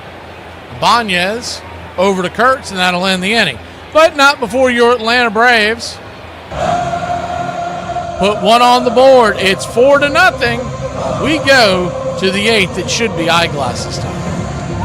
I don't know if it was my first year or second year. Got hit right here and then short-circuited. The ball came loose. I fell on the ball, which made me cradle the ball. Don't let him get the ball. So I had to tell myself, get up, get to the sideline, and clear your head. So I got up, unfastened the chin strap, get to the sideline, just sit down. And as I sat on the bench, as soon as my butt touches the bench, somebody grabs my arm and said, "You on the other side, MF," and pushed me out on the field. I went to the wrong sideline, and I got to the sideline, and they got Steve Berline, Steve Smith, blocking fullback from Penn State. It was their job to ask me questions because we didn't have this concussion protocol back then. And this happened the end of the first quarter. I didn't play the whole second quarter because they were asking me questions. I didn't know that I was married. I didn't know that I had 3 kids. I didn't know what day it was. And Steve Berline asked me, he said, "When's payday?" I said, "Monday." So that brought me back, and I'm watching the police. This in Raider Stadium. So I'm watching these police officers, and they're all running. So the cops are running, trying to break up fights. All of a sudden, I hear a gunshot. Pow! And everybody duck. And I see my teammates running. And Steve Smith gets up, and I'm like, "Smitty, where is everybody going?" He said, "It's halftime, fool. Follow me." So I grabbed the back of his jersey, and he took me to the locker room. And the plaque that I understand will be placed in the museum. I hope to be able to get a copy of that. I'd like to place it in my home right near the front door so that every day when I go out to go to work, I'll be able to glance at it, shake my head in happiness and disbelief, and say, "How about that?" Thank you.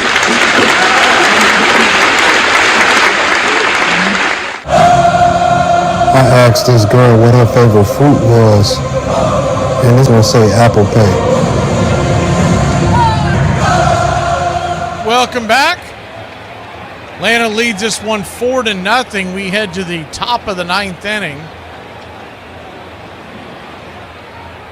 And it will be Raisel Iglesias. We do have the eyeglasses emoji in there this year for you again. So first pitch on the way to Iglesias from Iglesias.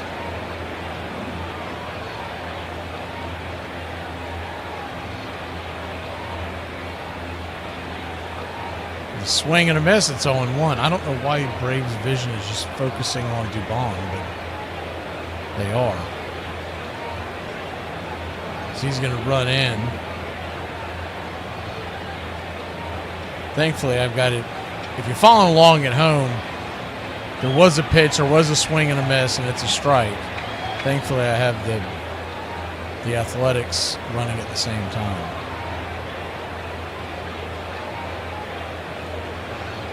Doesn't appear that they have upgraded their production team. Glace is having a hard time with his pitch comm device. Heck, he probably fell asleep because they haven't used them all season. It may not be charged.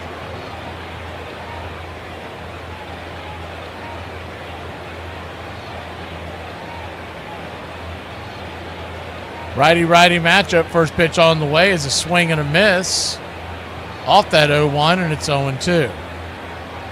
It threw me off because for those of y'all who are just listening on radio, the Braves broadcast, all they did, they had their camera zoomed in on the shortstop as the 0-2 pitch swing, chops it into the hole. Another error by Dubon. My God, he is not having a good night. So it'll be an E6, his second error of the night. Remember, this is a guy that won the Gold Glove last year. That one was a really difficult one. I think he's just got the yips tonight. Got to get it out of his head. We could not afford our shortstop all of a sudden have the full-blown yips, we're still at least a month away from seeing Kim. First pitch on the way down and in to Lawrence Butler. It's 1-0. Butler had a double earlier in the night, 1 for 4. The 1-0. Swing. Hits it up the middle. Ozzie to Dubon. He fires it to first. Looked like a double play. They called him safe, so the runner is out at second. Olsen thinks he's out too, and Weiss thinks he's out. So we're going to get a replay here. From the naked eye, it looked like a 6-4-3 put out. Now, Butler can fly, so it was close, but it looked like by about a quarter step he got him, maybe even a half. Let's see. Looking at the replay here, and definitely. Oh, yeah, they got him. It's a very, very close. We'll say eighth of a step.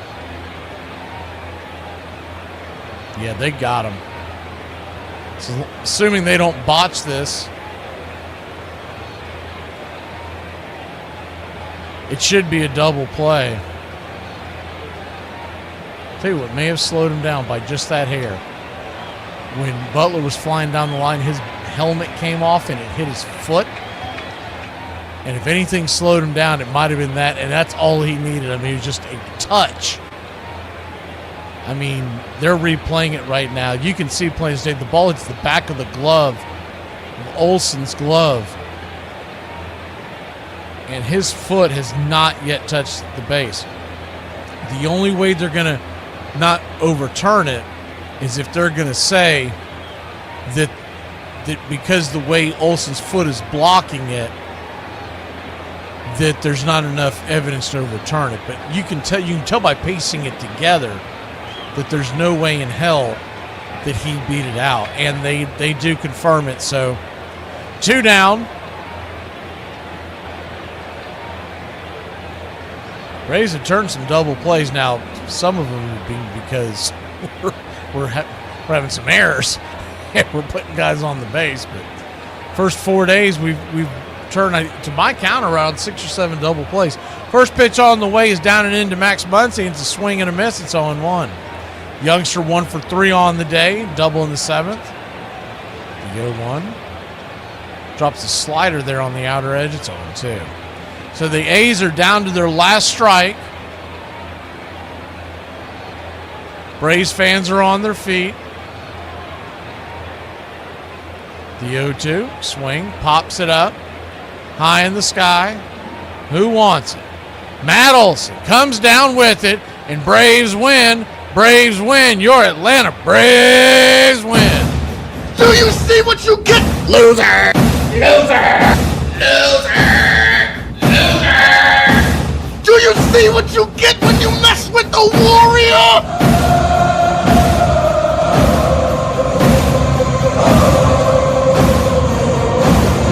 Braves 4, A's nothing. 4 runs, 9 hits, 2 errors for your Atlanta Braves. No runs, 7 hits, 1 error for the Athletics. Player of the game, and even though he had the 2 errors, I'm still going to give it to Dubon. He went 3 for 4.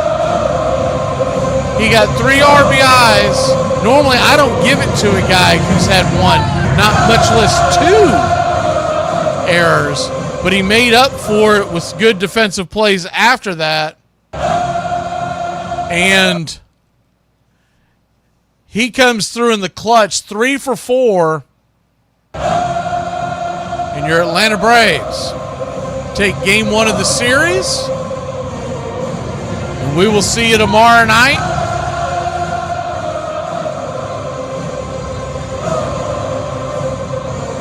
Braves win, your Atlanta Braves win. Whiskey for my men, beer for my horses. For those of y'all being ugly in the chat, just remember, stay blessed, son, stay blessed. We'll see you tomorrow.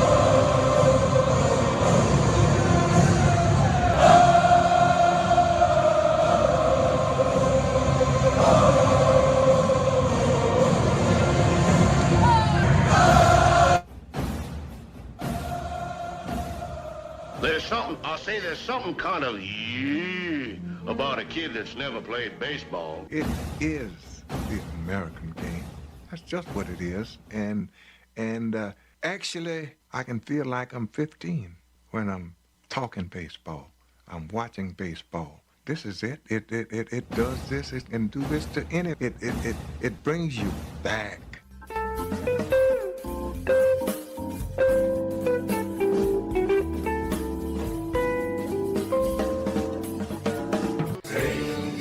To the ball game, take me out with the crowd.